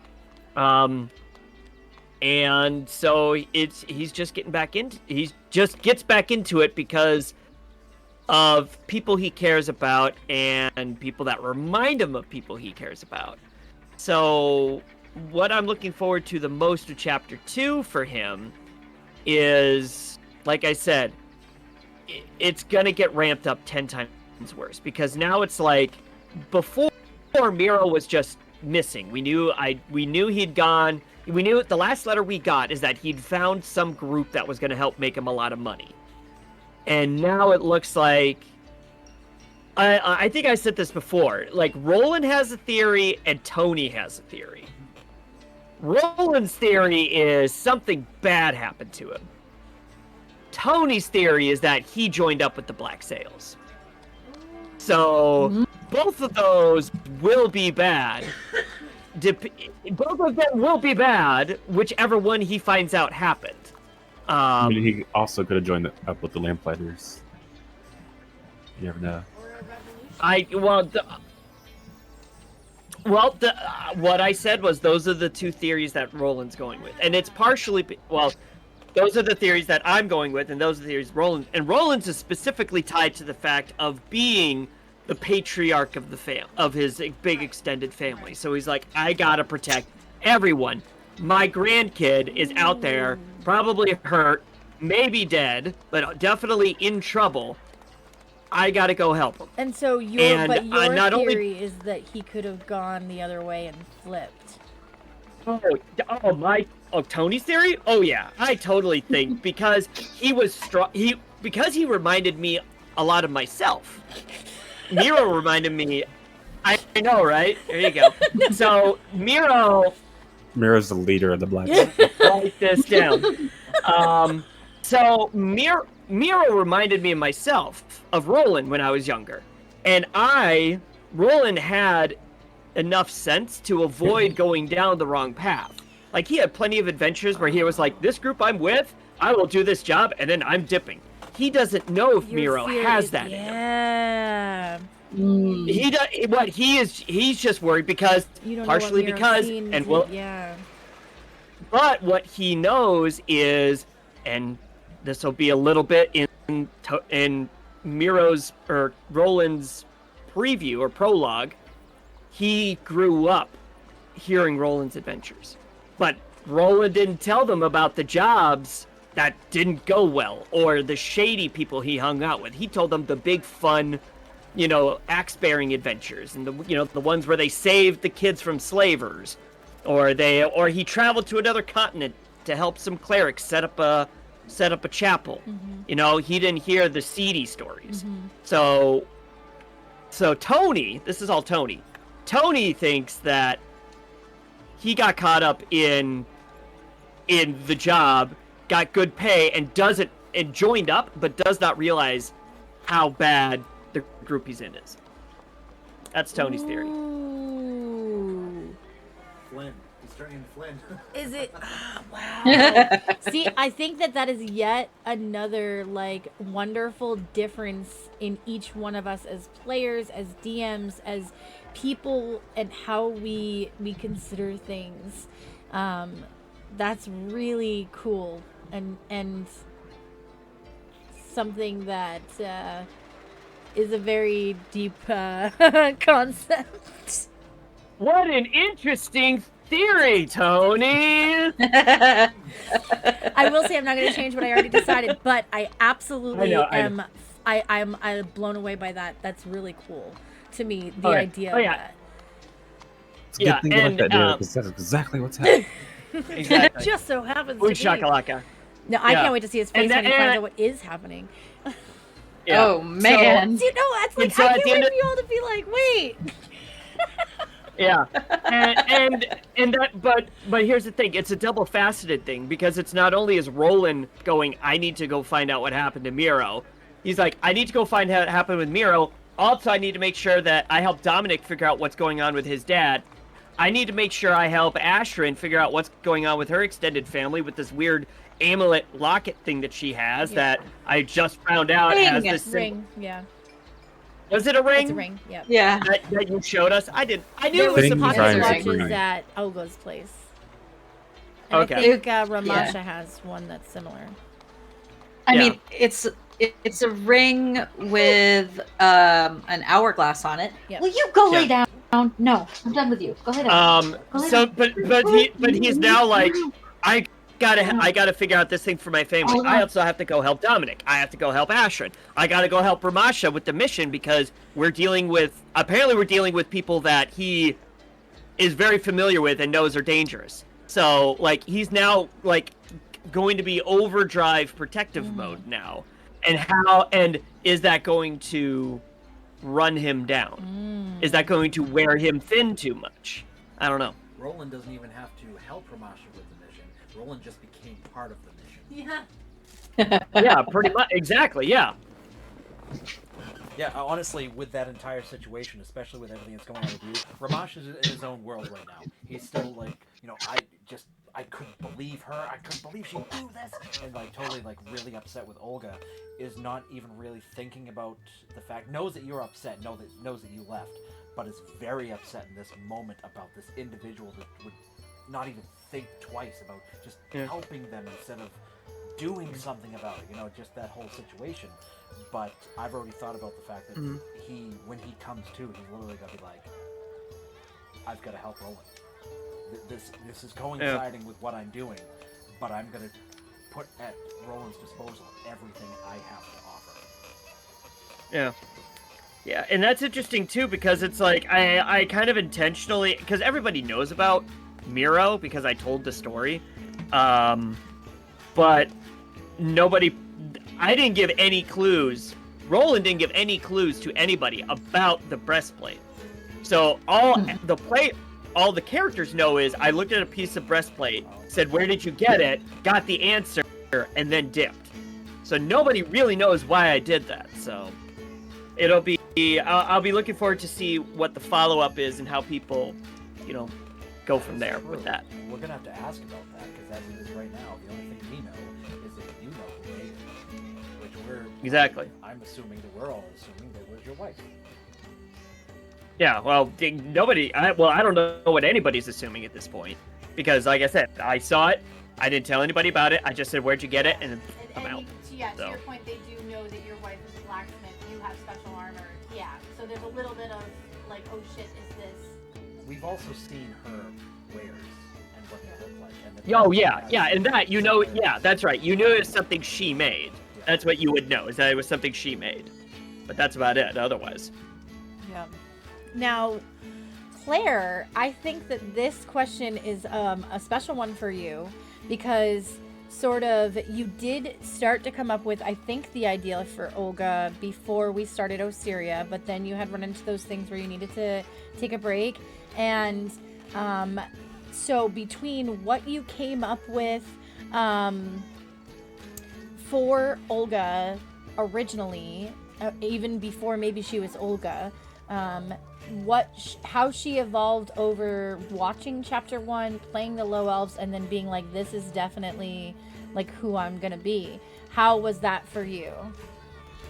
Yeah, because I mean, I had these big grand ideas. I had like grand entrance in mind, originally. I'm like, no one's gonna know. Like, I wanted this whole secret thing, which I've said several times already, where nobody knows that I'm playing the old lady. They're just gonna see this guy carting around an old lady, and they're like, okay, maybe, I'm playing either one of these characters, but they have to figure out which. And then, once I reveal myself to be the old lady, then it's like a whole mind-blowing thing. That's what I had envisioned, but obviously making that work is tricky, especially with how the beginning started out. But what really worked for me was just like sitting down and talking with you, especially with the kind of context I knew on the back end of the story on things you were planning and stuff like that. Molding Olga to that was a lot of fun, with like the black sails and character connections and stuff. Like coming up with, if I hadn't taken my break and worked closely with you on the story, we wouldn't have had the connection with the piece of armor, or maybe would have thought about, but in all likelihood we wouldn't have, if I had just been straight into playing Olga. So that's a lot of fun to just like come up with, okay, how am I connected to this character?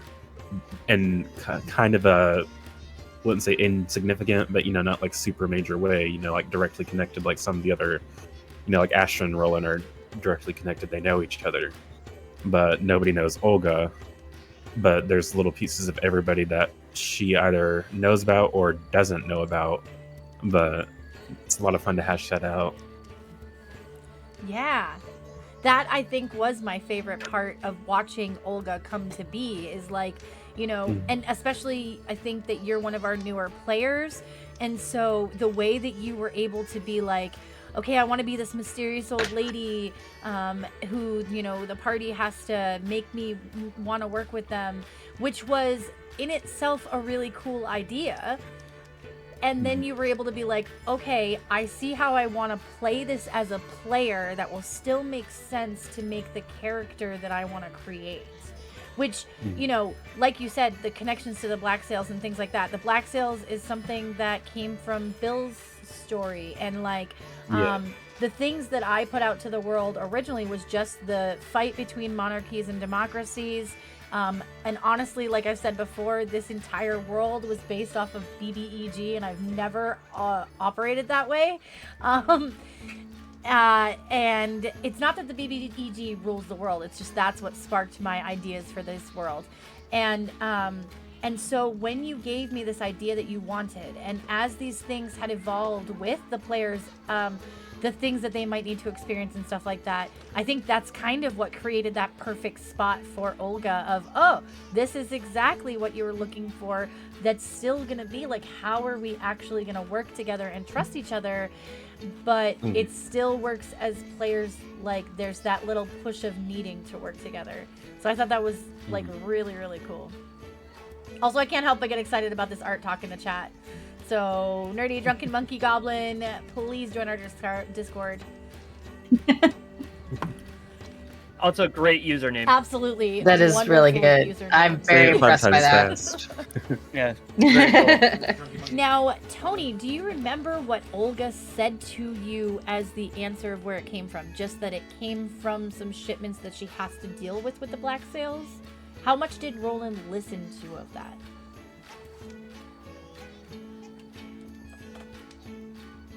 I think Roland, because Roland knows he never interacted with the Black Sails. Because I'd have to read up on the World Anvil about this, but I don't know if the Black Sails is one of those like fairly new organizations that's popped up with the so change the Black Sails is with the the evolution.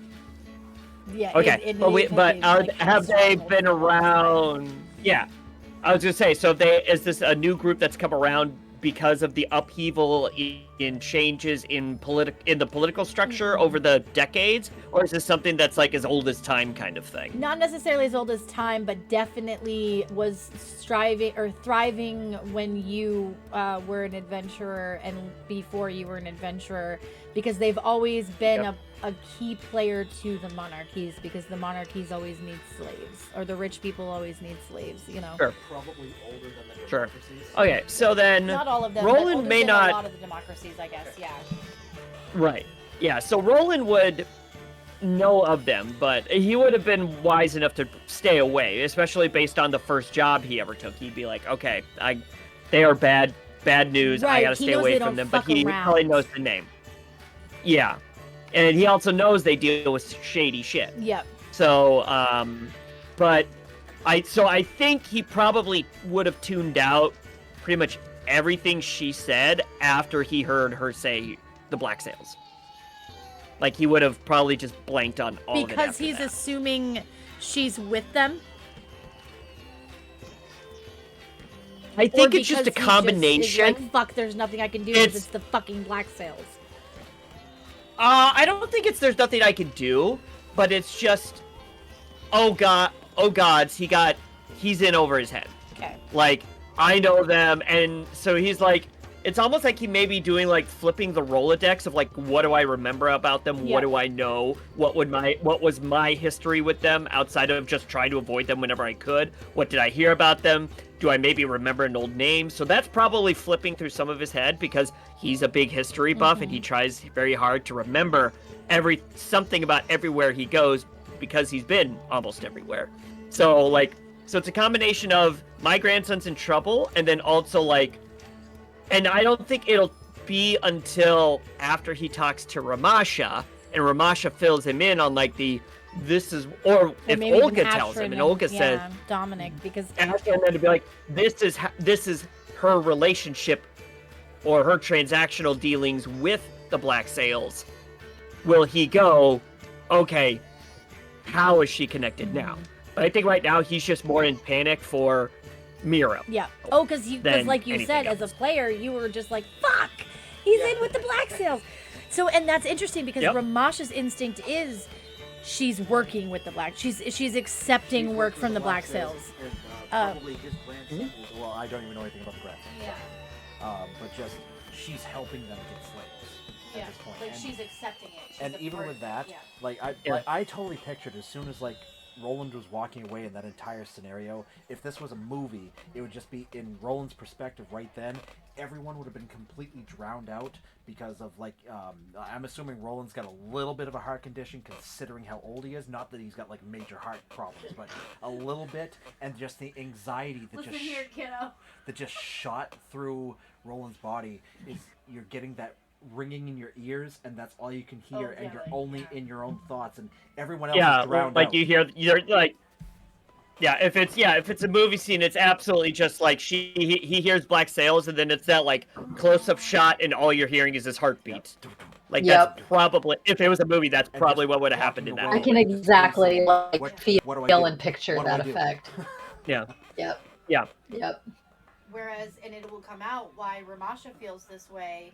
The reason why Ramasha is like, oh, that means she's okay with it. She's accepting it because of the way that Ramasha feels that any dealings with the Black Sails means you're accepting it or approving of it, type of thing, for a righteous reason in his own regard.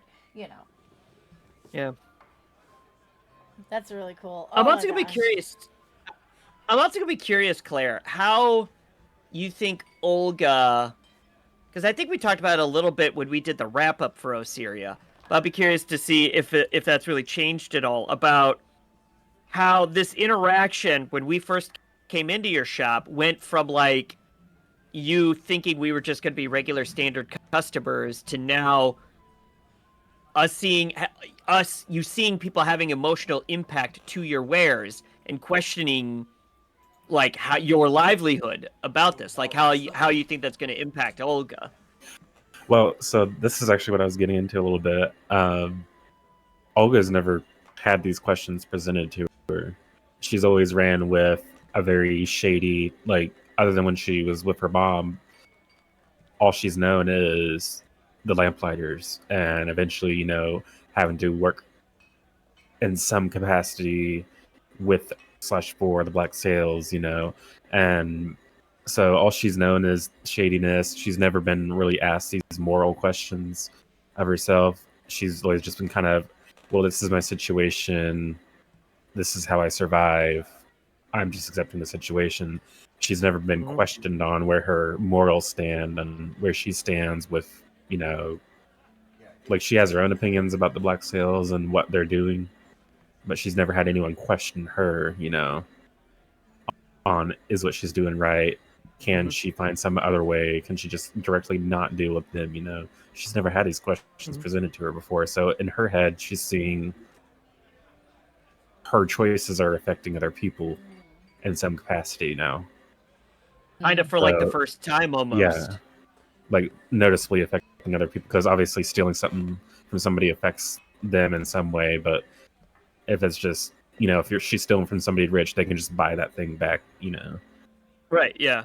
But like to affect someone's livelihood, she's never thought about that before, and so that's being presented to her. So it's going to be interesting how she deals with that. If she just gets all up defensive because her pride, and she's never been in the situations of just immediately defensive, or she's going to have like an epiphany moment, like what am I doing with my life type of thing. So I'm excited to see where that goes and her mindset in that. Yeah. It sounds like absolute survival mode. There was never this option. You never even heard of the option of being the hero and standing up for what you believe in. It's always been, you don't have time for that. If you even speak up, you're going to die. You need to survive. Survival is key. Yeah. It'd be cool as hell. That'd be great. Absolutely, I'm excited for it. Like, there is so much, obviously, that I cannot talk about because it's spoilers and stuff like that. But the way that, like, and Claire doesn't have, big spoilers or anything like that. But you all have had these kind of conversations where it's like, the things you have given me have made huge effects on the shape of this world and the shape of the hooks that exists and the NPCs that exist and the shops that exist and the things you might find that exist because of who you are, like who I know of you as people, but also who you've shown me these characters are. And then obviously, Tony and any other DM can speak to this, who those characters become, especially like chapter 2 of Starhill probably like really was like gave you more things that you felt like you could give us as players. The way I feel about it is in Starhill we created characters that we thought would be amazing and really cool and fun to play. In Ocerrya, I think each one of us have created a character based on a bond, and that bond is our drive. And ultimately, we even always, no matter what our history is, we don't. All of us have this little secret in the background, or something this little trauma-based thing. Something happened, and that one thing is driving each and every one of us with all of our decisions. Mm-hmm. Well, and that's what makes a good character, though, is that your character has a distinct like goal and is like taking action to reach that goal, and then you develop as a character along the way with what roadblocks you run into, how you go about reaching that goal, like what you're willing to do to reach that goal along the way. Like I think that's what makes an interesting character. That and like flaws, like the flaws that a character has. So it adds like it adds to the that's what difficulty. those that's what makes like nice round characters. Mm-hmm. That's one of the reasons, honestly. I mean, I'm sorry, I'm going to get into that debate, but that's one of the reasons why I actually prefer Marvel over DC, because it's like DC is superheroes that want to be human, but they're really kind of perfect, versus in Marvel, they're all just like Joe Schmoes. They all have their flaws, and that makes them more interesting characters to me. Mm-hmm. Ooh, Yeah, there's interesting analogy. I'd see the parallels there for sure. It's like, you know what? We have the RBCU, so. We do have the RBCU. Yep. Hashtag if you know, you know. What did I make Ashrin's flaws now that I think about I'm it? wondering what your guys' flaws are. Okay. Hey, I can pull. I know I'm pretty sure I can pull Olga's one mine of hers that I remember off the top of the head is if she sees something valuable, she has to have it. So, like, I like that. That's a good flaw. That's right. So I never add it. Go ahead, Claire. Sorry. I know. So it's just gonna be fun, you know, like if we're, you know, in the middle of a battle or something, but then Kaylee decides to say, "Hey, Olga notices this shiny locket in the corner," and she's just like, "Oh, so what was is she gonna take a break from the battle, go snatch that real quick?" You know? Yeah. So what was the exact flaw? For Yeah. Olga? What was Olga's flaw? Yeah. So the one I remember is if I see something valuable, I have to have it, or I have to take it, or whatever. Yeah. So. You know, it might be like middle of battle. There's something valuable over there. Hang on, guys. Nice. Ashrin's is I'm convinced of the significance of my destiny and blind to my shortcomings and the risk of failure. So I kind of interpret that as a little bit of overconfidence. Yep. Like, I could definitely do this. I could definitely learn how to wield a scimitar, like, with expertise like nothing. Like, of course we're going to succeed in whatever we're trying to do. Like, of course we are. Like, why wouldn't we? We're a bunch of very skilled people. Like, so that's kind of how I interpret that. And even flaw. maybe the deal with the Archfey, you know, like, yeah. Well, that I think she just didn't know what she was getting into. Well, but I mean, so the somebody was destiny, offering her help. The convinced of the destiny. Yeah. This is a very powerful being that came to her and said she had the power to help her figure this out. Yeah. Yeah. Yeah. So I think that's Ashton's, like, you know, I think she's unhappy with her patron at the moment, but she's also like, That's gonna be a fun relationship. she has a patron, right? Like, oh, of course I'm gonna figure it out. Like, so that's kind of the way that I interpret that one. Well, Ramasha's flaw is once someone questions my courage, I never back down, no matter how dangerous the situation. Of course. Of course. There we go. Very cool. What about Roland? So funny story. I never actually put in a flaw. Dun dun So Roland- dun. so So the DM gets to Roland's pick the flaw. perfect. So the DM gets to pick the flaw. No, but No. So, but I'm just kidding. Can't resist making puns. so- That's Roland's flaw. Can't resist making puns. Okay, so it's because like I honestly, when I was looking at the flaws themselves, like the ones that like I could pick from, I never really like attached to one. Yeah, you don't have to pick from samurai. You can pick from any background, really, or pick I mean, a you can different also one. Yeah. create your own. Yeah. So what I always tied my flaw to is like I took it from really like my personality traits and my ideals and my bonds, and in a way, I kind of treat those as flaws as well. Almost that it's obsessive. So like, I like that. Yeah. That's so cool. like if someone's in trouble, I'm always ready to lend a hand. I protect those who cannot protect themselves. Hey, Ashton has that one too. There we go. I'm It's why they're confident in my own. friends. There we go. I'm confident in my own abilities and do what I can to instill confidence in others. So what I always put that, especially now, thinking about this now with everything that's happening with Miro, he now has to put on the brave face now because he has this expectation of I've always been the brave faced. I've always been the strong one. I have to keep that up even though I right now am a mess inside. And like I'm always ready to lend a hand. So like even like is that going to get him in trouble later on down the line because he always wants to help out whenever he can, even in situations that may not be the best to do it in. So no, I didn't pick an official flaw, but I look at my traits, ideals, and bonds and almost treat those as flaws as well as like almost the other side to the coin. Yeah. I like that. It's a good way of looking at it. Yeah. Because it's Yeah, not just a token flaw. It's that every part of you is so deep that they can all be a flaw. Yep. Another ideal I have is sincerity. There's no good in pretending to be something I'm not. I also That have could get that you one. in trouble too. Yep. Well, that's one of the reasons why me and Ashton get along so well. We do have we're a lot alike in a lot of ways, I think. Mm-hmm. Except you're way prettier than I am. Yeah, well, it's not me. No, I mean, Ashton is still pretty. It's just there was an extra sort of glamour added on. Because you found that even without, even since you asked her that, like, people haven't been, like, falling over themselves for you, but they've still, you know, you're never regarded as, like, ugh, who are you? Yeah. Well, there is a thing, and so this is something I actually watched a video about the other day.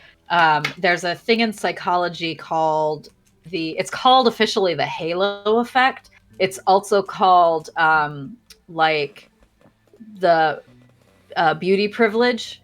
So attractive people are naturally like people. Yep, pretty privilege. People unconsciously attribute positive attributes to you if they find you physically attractive.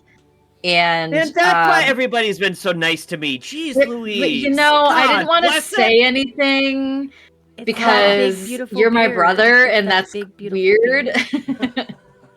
Well, and I think that what you will see is less jealousy because, like, there used to be almost this jealousy from other people who considered themselves beautiful.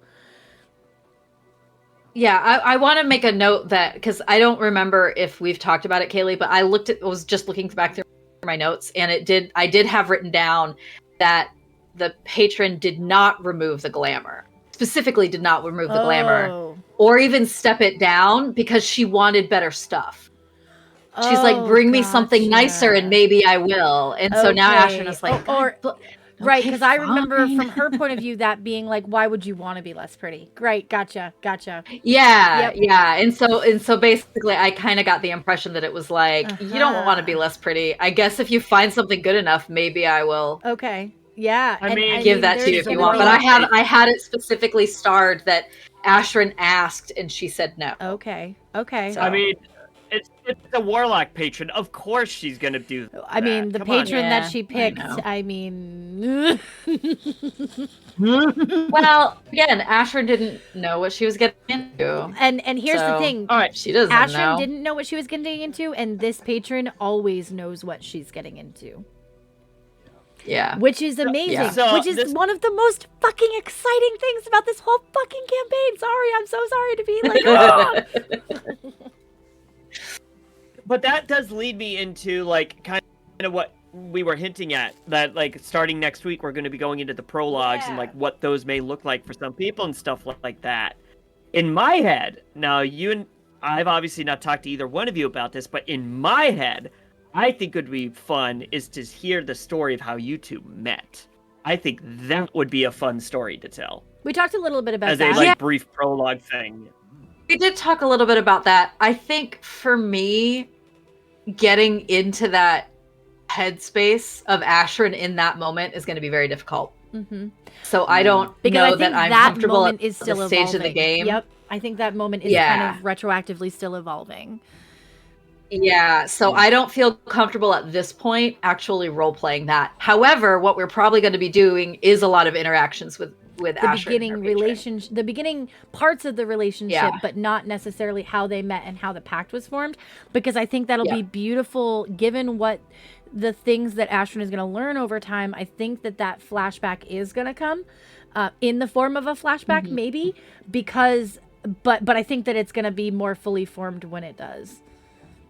Yeah, and Kaylee and I have to sit down and actually like work on that. And like I said, I have to be in that headspace, and that is not a comfortable headspace. And I think you're going Fair. to appreciate having more information, number one, of where Ashrin was, and sort of number two, of as a player seeing where the patron was, kind of thing. Yeah. It's so hard. Makes sense. And that absolutely makes sense for sure. It's just so hard for me to picture with a warlock anything besides that grief-driven attachment. It's the same thing with any story. You could be a revenge paladin, grief-driven attachment. Ramash's thing is grief-driven attachment, and that is something with warlocks. It's like that is so easy to do, but then there's so many other reasons why people would join it, and that is something so very difficult for me to picture and would be so hard for me to figure out. I am so interested to see what you're going to come up with. Yeah. Well, I mean, it's grief-driven for sure. I would say the grief-driven was definitely why Ashrin was so quote-unquote vulnerable to this relationship. That's it. These patrons are not necessarily feeding on someone who's vulnerable, but taking advantage of for damn sure. Like almost every time. Yeah, absolutely. Right, it's not like there's nothing in it for them. Yeah, there's never nothing in it for them. Yeah. Unless it's like Great Old One, they don't even know they're your patron. Yes. Right. There are some things that's just like, wait, I've got a patron? Yeah. We will have to come up with a word officially for what we decide. I sometimes I say ward. I feel like that's kind of the closest. No. The what would be if it's patron? It would be your patron and your Oh, there is a word for it. Sugar baby. No, I'm trying to think. Your patron. I have to think about it. There is a word for that. I just can't think of it off the top of my head. I would love like if to you think get about that. someone who's a patron of the art, they have people that they support, that they promote, and I just there's a word for When it. you I just decide can't think what that is I'll for think about it, and Ashrin, I really would love to know that so that we can use that word. Client. Yeah, Client. I'll have to think about it. Well, Client. Client. I was just Googling. It's a little more transactional, I think, than it actually is. What were you going to say, Claire? Servant. Servant. Follower. I see client. Yeah, but and that's in why I was ancient like, Rome. In ancient Rome, they were called clients.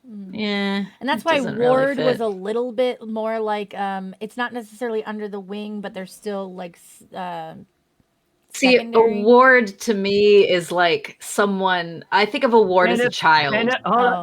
Beneficiary. I was just Beneficiary. Beneficiary. Yeah. Or protege. That doesn't feel like it fits for this particular situation. I'd be willing to bet that the patron feels like she's a protege and might refer to her as a protege, but I don't think Ashrin views it that way. Mm. Yeah. I mean, I don't know what the Fae's take on it is, but I kind of like the idea that she kind of echelon. Yeah, I don't know. I have to think about it. There's got to be a better word. Yeah. I'm not crazy about ward. According to a D&D Reddit, people say it's like an apprentice, almost. Close. Yeah. Yeah. Let me know what that feels good. Because it would be something that Ashrin had come to know. Mm-hmm. But I also think that the Fae might have their perspective on it and what she refers to Ashrin as. I can say if you feel, especially if Ashrin would feel that Ward feels like child, that there's actually more of a likelihood that Titania would call you her Ward. But I mean, that would be my take on it. And if that's what she would use, I can tell you Ashrin will be vaguely uncomfortable with that. which and they that's kind fine. of has been, like, you know, and yeah, but if there are other ones too, though, that maybe Ashrin goes like, hey, like, can we like, if she starts hearing the word Ward used, like, hey, can we like go to this kind of thing, especially Yes. like even I'm metagaming not it when your you child. find that word. Yeah. Yeah. Because like it's not that, well, and some Fae probably do think of their patron or their warlocks as playthings, but you know, definitely the Fae, but all patrons, you know, whether it's a god or anything, in some way their patrons, wards, whatever, are sort of playthings. You know, I do what I say because I gave you power, because it's not ever really discussed what happens if you break your pact, whatever the heck, you know. And so it's this sort of, it's going to be unique with every single relationship, with every single warlock, with every single patron. So it's a really cool thing to be able to be like, we get to define all the parts and pieces. And like Christy said, she's like, you know, I like getting myself in over my head, because she's like, you know, when you are a warlock, you're picking someone powerful, no matter who it is. You know, you're picking someone powerful. You know. Well, and we could talk about this at a future, like, Disciple? whatever you call it, Disciple. behind the scenes. The disciple. Yeah. But I had a very specific mental picture in my head of why I picked the Fae that I picked. I knew I wanted to do Fae because none of the other ones really fit for me in my head, or none of the other options. So I knew that I wanted to do that, but I picked the one I picked for a very specific reason. Like, and with a very specific version of that person in mind, which is, I don't want to talk about it because nobody else knows who she is really. So you will have heard of her. I will tell you that. Like, you, the audience. Yep. And will I have think heard of that her. Fae are very good at sort of, they're the playful beings, especially Seelie Fae are the playful beings that are like able to be what people want them to be, because they've, you know, they're the ones that sort of interact with the more material plane and see the wants and of not mankind, but you know what I mean, the equivalent of mankind in D&D. So yeah, and I love bringing those pieces in, because, you know, for Fae to be the completely chaotic, disruptive beings that they are from straight rules as written, to bring that into my more bright world, is a way of like, not necessarily making the Fae human, but, you know, looking at Fae a different way, because there's not a lot of rules as written lore about Fae. It's very interpretational. It's very, but like the big difference is their morals are very alien. They're not the same as the material plane kind of thing. And to find out what that looks like for each game is so cool, because they're so mysterious. Well, and that's why, like, the take I took was from classic literature, because that's kind of what I'm the most familiar with. So yeah. So I'm looking at synonyms for follower. Yeah. If you want to Google that. Everyone's One going to of be them is researching it groupie all if you night. want that. Groupie. Yep, Groupie. yep, there we go. Groupie. You're a groupie. I like it. I think that implies a more positive feeling towards the patron, perhaps, than Very Ashrin true. has. I don't know. Have you read some of those stories about how groupies were treated in the 70s and 80s? Yeah, that's true. Dun, That's dun, very dun. true. But I so I've been playing, as many people have, a lot of Baldur's Gate, and the patron in that game calls her person her pet, and I always thought that it was like, it's very derogatory, and it's kind of meant to be in that situation. Like, it's intended to be that way, and it's like, ugh. Every time I hear it, it's like, ugh. Yeah, she wouldn't call you her So- pet. Definitely not her pet. Probably her No. ward if it was going to be anything semi-condescending, which it's not meant to be, Yeah. you know, necessarily condescending, but definitely I'm better than you, I'm bigger than you, whatever. Yeah. But I love you. What My about love, my sister? darling. Yeah. What? Like all of her follower, like everyone who makes a pact with her could be her sister. Yeah, I don't. That implies too much equality in my head. Yep, because her Yeah. sister, just for D&D lore, the sister of Titania, the Fae Queen, is the Queen of Air and Darkness, which is the Spoilers. queen of the unseelie. Nobody's supposed to Fae. know that.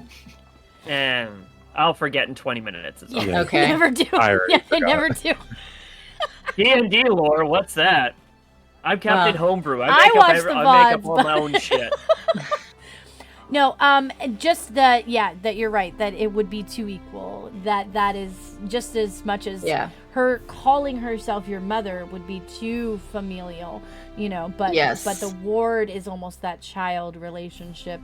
But I definitely am open to other words that are that sort of like connection that's not equals kind of thing. Yeah. I'll have to think about it. Like I said, I'll come up with something. Yeah. Because that's going to take, I need to like noodle it a bit before I find something that feels like it fits.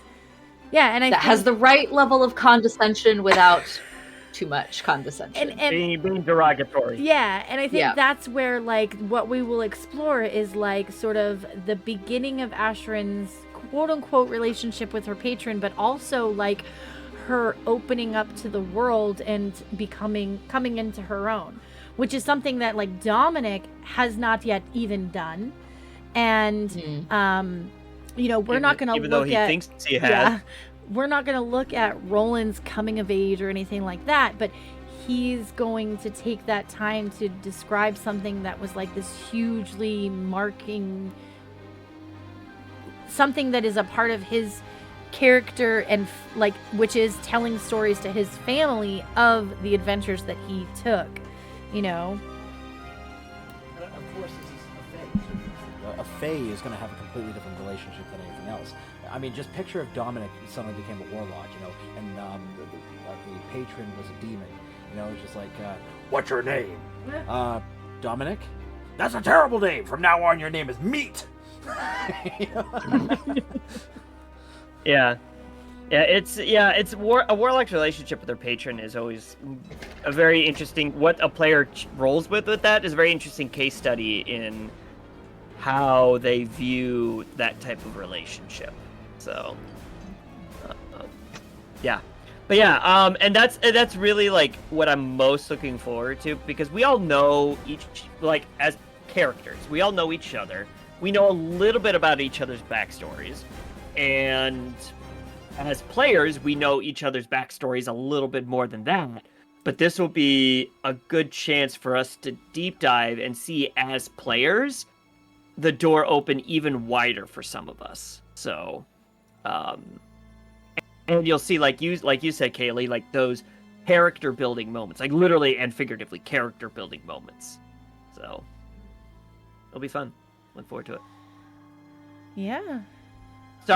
Sorry, I'm not going to tell the Wyvern story. That's not happening. No, because I like that though. Yeah. I feel like it should always be a mystery, a big fish. I don't know story. why. Yep. Except it's not. It really happened, it kiddo. I'm one sure. of these days I'll tell you. I'm sure it did, Roland.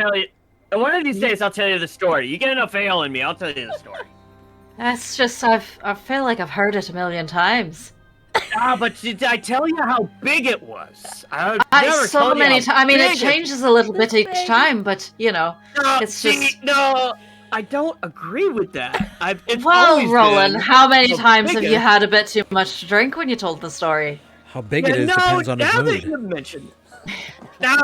Now that you mention it. No, but yeah. No, but I'm really interested because I'm picking between like two stories, but I'm pretty sure I know which one I'm gonna tell, and I'm really looking forward to it. So excited. Yeah. Yeah, I mean, you've got a lot to be excited about for your story too. I am very excited. I'm very excited. Is that the only? I'm really excited to hear yours, Ramasha. That's the only premise I'm giving. I'll just say that this is how we get our sea legs. Yeah, let's go. And I think that Nice. one of the things that you brought up, Tony, about how, like, needing to brush up on how serious the black sails are, that was one of the conversations that Bill and I had as we discussed his prologue, because he's like, well, I just kind of figured I would do this, that, and that, and they would make these mistakes. And I'm like, I'm not saying that mistakes are impossible, but these are not just fucking lackeys. These are professionals. These are people who essentially run the seas. You know, and so yes, we know the end of the story. We know that you did make it, or whatever. You know, we know where you were and what happened, but it's not necessarily, just a whole bunch of fuck ups because they're lackeys, or grunts. The fun is in the tension. Yeah. The fun is in the tension. Yeah. I mean, honestly, initially, I was picturing it as there's someone that knows what they're doing, and they're the ones who are in charge, and of course they're going to have other people who are in charge that are really capable and such. But the rest of them are literally just, they went into a bar, made a bunch of guys drunk, and the ones that were the nastiest and the dirtiest, they were recruited as crew. That's a different guild. I mean, that's also a typical pirate, and I was looking at them as pirates. Right. But, that... Yeah, that was a bit eye-opening when we discussed this. I'm like, okay, that changes things a little bit, and that makes my initial story a little bit more difficult. And there's also more of a reason why you're a level 5 or 4 hero, Yeah. Two more for you, Christy. Cohort and vassal are synonyms for follower. That one, yeah, and cohort. Yeah, vassal's good. Not cohort. Again, that implies too much Cohort's equality. Yeah. Yeah. I do like vassal. Vassal's nice. You are a Vassal's vassal not of my bad. beauty. You are a Serf. vassal of my beauty. Yeah. Vessel or vassal, Tony? Yeah, true. Vessel, you are a boat. You're a yacht. Vassal. No, like I said, I have to think about it. I'll do some Googling. I'll do some thesaurus work. I'll do some Shakespeare review. Like I'm off tomorrow, so I got time. I got some things to film, and I've got some Darling, you were TikTok totally my lives to do. But Duly elected representative. Nashvin was definitely not elected. Yeah, I mean, I think that one of the things that, would be sort of clear to Tony was just that, or Roland, was that, like you said, the Black Sails were people you avoided because you knew people took them seriously. They're not a monarchy, which I don't think, got involved directly with any revolutions or anything like that. You did more of the outskirts kind of things. And what you heard of the Black Sails, I think that was when you did, the namesake mission, So it was not that they're like, undefeatable or whatever, but that people pretty much consider them that way because they're so formidable that even there are democracies that are like, we don't fuck with you while you're here. If you came and messed with us, we're going to defend ourselves, but we're not going to mess with you while you're here as long as you're not causing problems. Yeah. And that makes sense because it's a combination of they're this vast organization that has their fingers in a lot of pasties. See what I did there? And have been doing it for a long time. So it's a combination of like they're really powerful, not undefeatable, obviously, but really powerful, and they do a bunch of shady stuff. So it's to be like the two big things for Roland to be like, I don't want to join any of their crews, but I also don't want to cross any of their crews, kind of thing. So powerful, or I think incredibly influential. Yeah, for sure. Right. I'm excited for all the little pieces that are going to get added this chapter. I cannot freaking wait. So we're start all this tonight, right? We're started right now. Right now. Just Right now. hop into it. Dude, I'm fading fast. No, so. yeah. And I think what the plan is, the plan here is going to be that I think Roland is definitely going to be going first for our prologues. He is the age before beauty. That means I'm going last. And it will either be followed by Ramasha or Olga. It depends on, Claire, where we're at, because I do want your story to be told properly, and also depends on kind of which story you'd like to tell, because I'm sort of also kind of aiming to tell them in past to future order kind of thing. And so Dominic will definitely be going last in our prologues because he is the youngest person among us who has experienced the least of the world, and Ashrin will go before Dominic most likely. So I really look forward to having these kind of like, there'll be some role play, there may be some rolling, maybe not, because like I said, we know the outcome of the story, and this is telling that story in an extra flavorful way kind of thing. And so anything that does involve checks will probably be just to see how cool it is kind of thing. Yeah, I would say Sure. exactly like how close it was to your actual story versus how much it was just luck. Well, that's why I can't tell the Wyvern story, because I don't want to roll bad and be like, you fought a chameleon. That was the Wyvern. It was a chameleon. You actually almost died, It but was then a actually rock just a fell on its. chicken. It was just a chicken. It was a chicken. I fought a goat, Yep. and then it turned into a Wyvern over the years. So Yeah. So I really look forward, to exploring like we said, like what Roland knows about the world, what characters know about the world versus what they've seen of the world, and then like what's gonna get introduced this time. Sorry, I cut you off. Go ahead. No. I was just making a sound because I thought you were gonna hit yourself in the face with the microphone. Do you hear it when I'm moving it, or am I doing a good job of moving the mic? It's okay. A couple times I've heard it, but Okay. for the most part, you're doing a pretty good job of moving it quietly. So it's usually when you grab it really quick because you want to say something. Yeah. Like you want to make a good point, so you grab it really quick. That's when I hear it. Yeah. But Yes. No. I'm excited. Yeah. Yeah. So does anyone have anything? Oh, thank you. Oh, Mom's here. No, actually, really quickly to clarify that Olga is not an assassin. She is a thief. That will be fixed. Thank you for the subscription. Thank you for all the subscriptions tonight as we are officially beginning to wrap up. I don't know. I think she's an assassin. Have you tried her pies? Have you tried her pies? The That was Nasty quite Pastor. nasty. Check it out on the Ocerrya World Anvil. It's under Hazelport. Master of poison.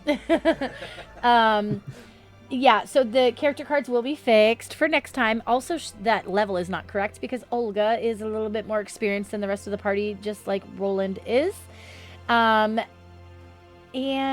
yeah, so does anyone have any other questions or comments before we begin our wrap up for tonight and officially begin the excitement of Ocerrya?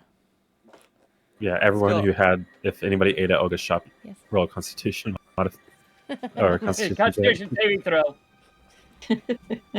No, I'm excited to get into it. DMing, not to put it back on myself, but DMing is it's a blast. I always enjoy doing it, but it's always nice to get a break and go as a player to give yourself a refresh, get perspective, take some pointers, take some tips, and just. I said, I was like earlier this afternoon, I was like, oh my God, I got to log in and get ready and check OBS and check, Twit and check make sure that the stream manager is all set up. And I'm like, wait, no, I don't. I'm not No, in I charge don't. tonight. And can I just say, Tony, No, I don't. you are such a fun player. I freaking love when you are a player. Like, it has nothing to do with me DMing because I love when you were Demarcos. Like, you are such a... I think that for everyone, there is such a different dynamic of when you get to be a player and just be that one character and give your all to that story and that player and that attitude and whatever. And then versus when you're playing, 500 different people because you're the DM. Yeah. Yeah, well, you get to focus in on the intricacies and all that. And it's like, instead of worrying about the intricacies of this giant continent or giant country that I've helped create, I'm focused the intricacies on this one person. Yep. So it's like you're putting the same amount of effort in, but because it's such a smaller target, like you could put more, It's more you fun, can put yeah. all those details into it. So Yeah. yeah, I wouldn't say it's more fun. It just Well, I mean- you put all of the efforts into one small thing as opposed to one giant thing, which allows Yeah. you to it allows you to do cool The stuff. fun like comes you, out like, concentrated. You know, like you said. Yeah, there we go. There we go. So yeah, I'll be fun, and it'll be a good time. Let's Excited. go. Is it Tuesday or is it Tuesday yet? All right. I know, and I'm super I excited think for that's this. somebody else's tagline. Sorry. Whoops. We need to find some friends to pass the torch along to tonight. We have a few people that we're following that are on a line. DM T Bork, Black Tower Stories, which we've been joining the last few times. Blue Cottage D&D we haven't checked out in a while.